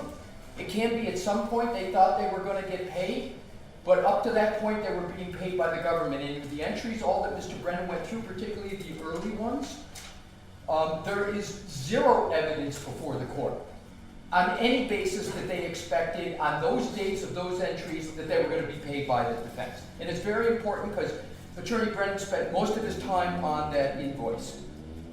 With regard to the comment he made, and this is the problem when we don't have notice, like I provided a notebook so everybody could see it, we don't have some of the things that Mr. Brennan was referring to, but he referred to, of all things, Mr. Jackson's response to a reporter.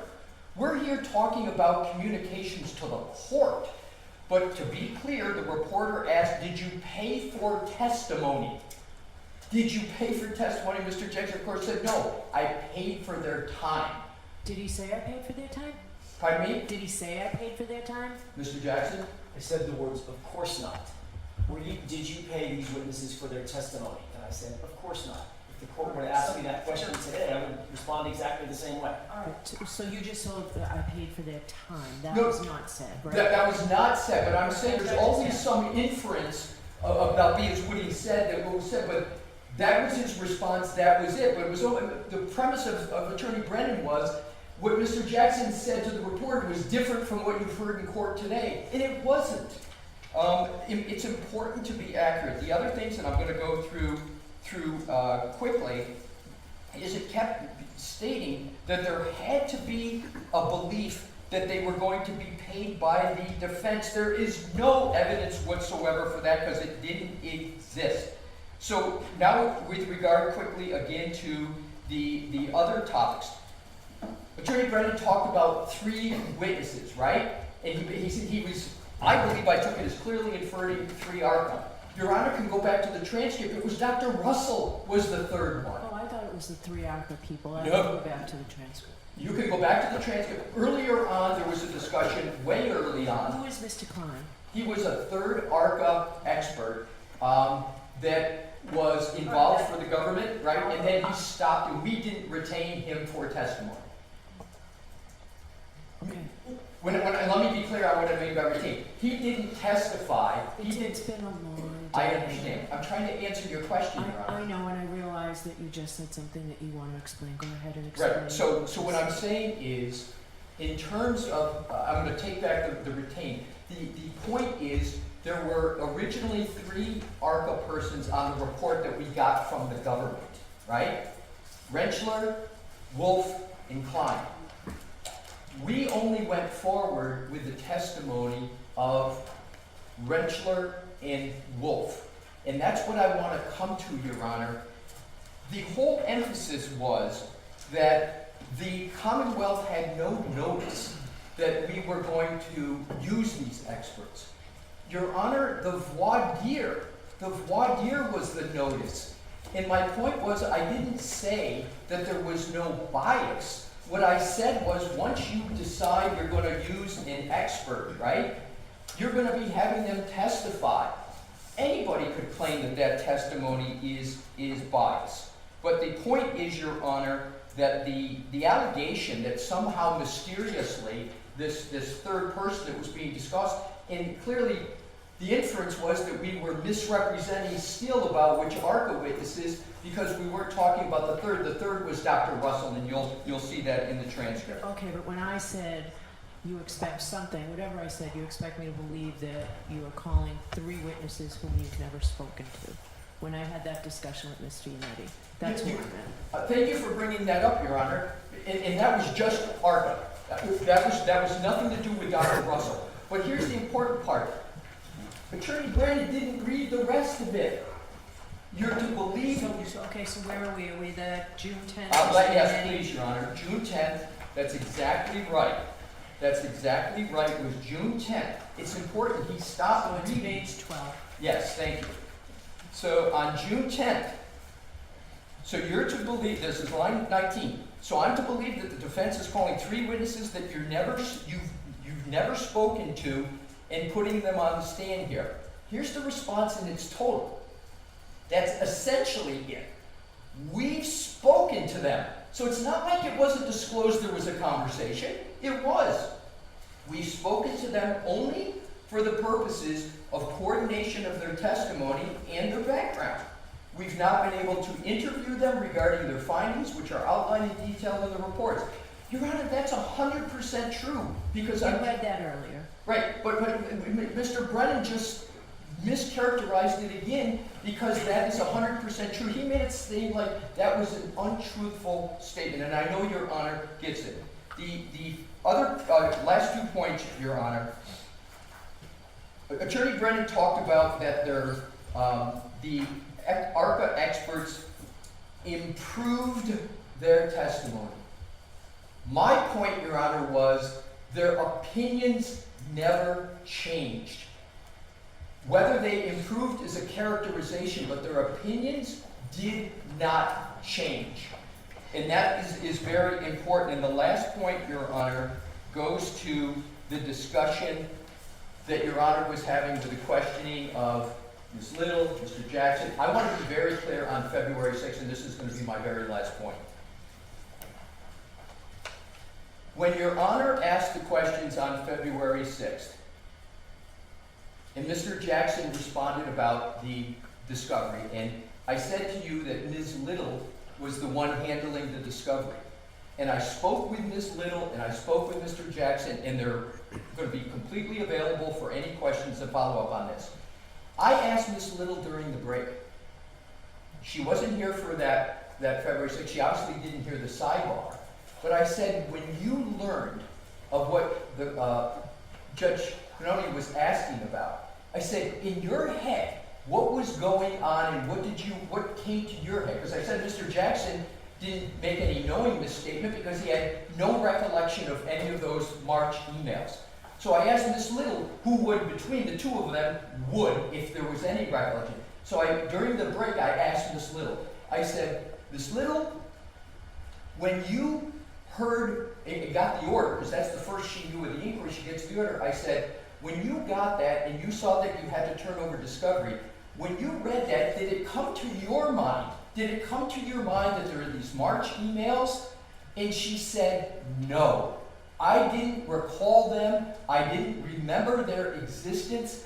And what I did was I knew we had to turn over discovery. I then went back. I rediscovered those emails, and that's how I had recalled it. That is important, Your Honor, because there has to be a knowing misstatement of fact for 3.3a. So not only did Mr. Jackson not know at the time Mr. Jackson made those statements and recalled those emails, Neither did Miss Little, who was the keeper of all the discovery. And that is my last point, and I will conclude this way, Your Honor. Attorney Brennan conflated Rule 14 issues with the 3.3A1 issues. They are completely separate. I am not here today, Your Honor, to take the position that the defense is in perfect compliance with Rule 14. We're not. But that's a whole different question from whether the attorneys are in compliance with 3.3A. And I would urge Your Honor, as I know you will, to keep those distinctions as we go through the matter, because conflating them is not proper for the analysis. And my last is a citation of law, Your Honor. It was said that Gonzalez involved a very minor issue. Attorney Brennan is correct. There was a minor issue in Gonzalez, but the Supreme Court went through those things that could rise to it, and I'm going to give you another cite, Your Honor, which is United States versus Diazzi, that involved a lot of serious issues with regard to conduct of counsel. They were not pro hoc vice, but it's 807 Fed 2nd 12 First Circuit 1986, where Your Honor can read it as to what were happening. The attorney's conduct was deplorable. And yet, the court held that you could not disqualify them because of the Sixth Amendment. And my last point, Your Honor, is when you do a Sixth Amendment analysis, whether or not the attorney at issue is pro hoc vice or not, is not weighty in the determination of balancing the Sixth Amendment. It is not. In the abstract, Your Honor, in civil cases, is it easier to knock out a pro hoc vice? That would be absolutely correct. But when it comes to a criminal case where defendant, their choice of counsel, that is a much different analysis with the Sixth Amendment. So I will stop there, Your Honor, because you said it'd be brief. There would be more I would have to say, but those are the highlights for the moment. Anything, Mr. Brennan? Very briefly.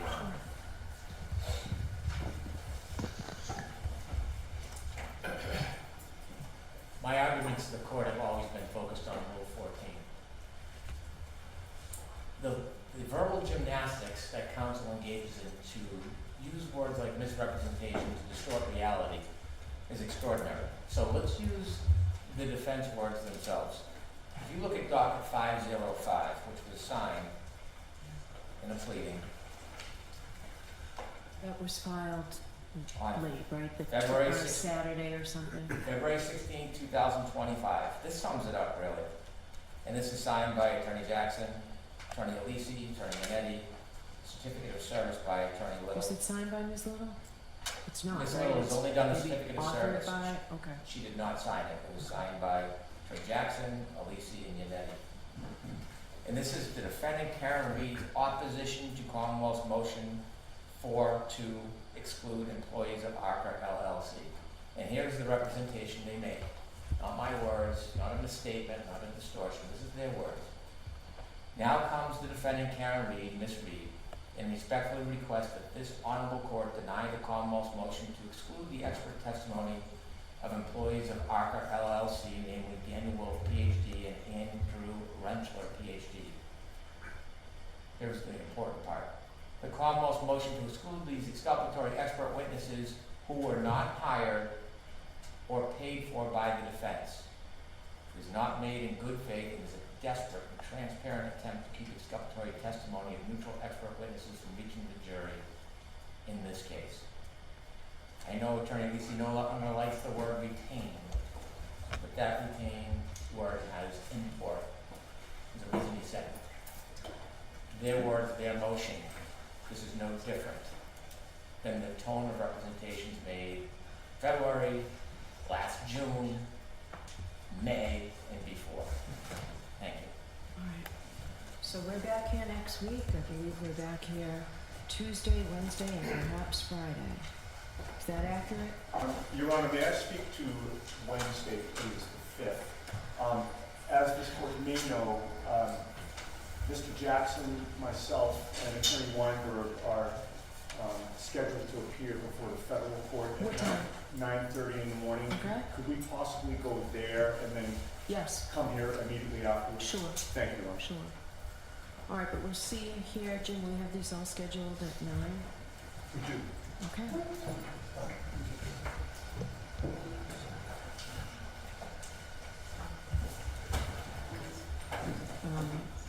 All right, so we'll see everybody here Tuesday at 9. We've blocked off the day for Tuesday, Wednesday, and of course I'll let you go to federal court first, and also Friday. All right, so we'll see you next week.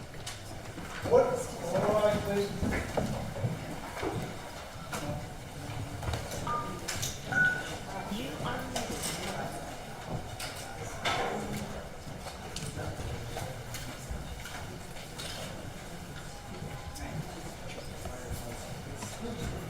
Goodbye.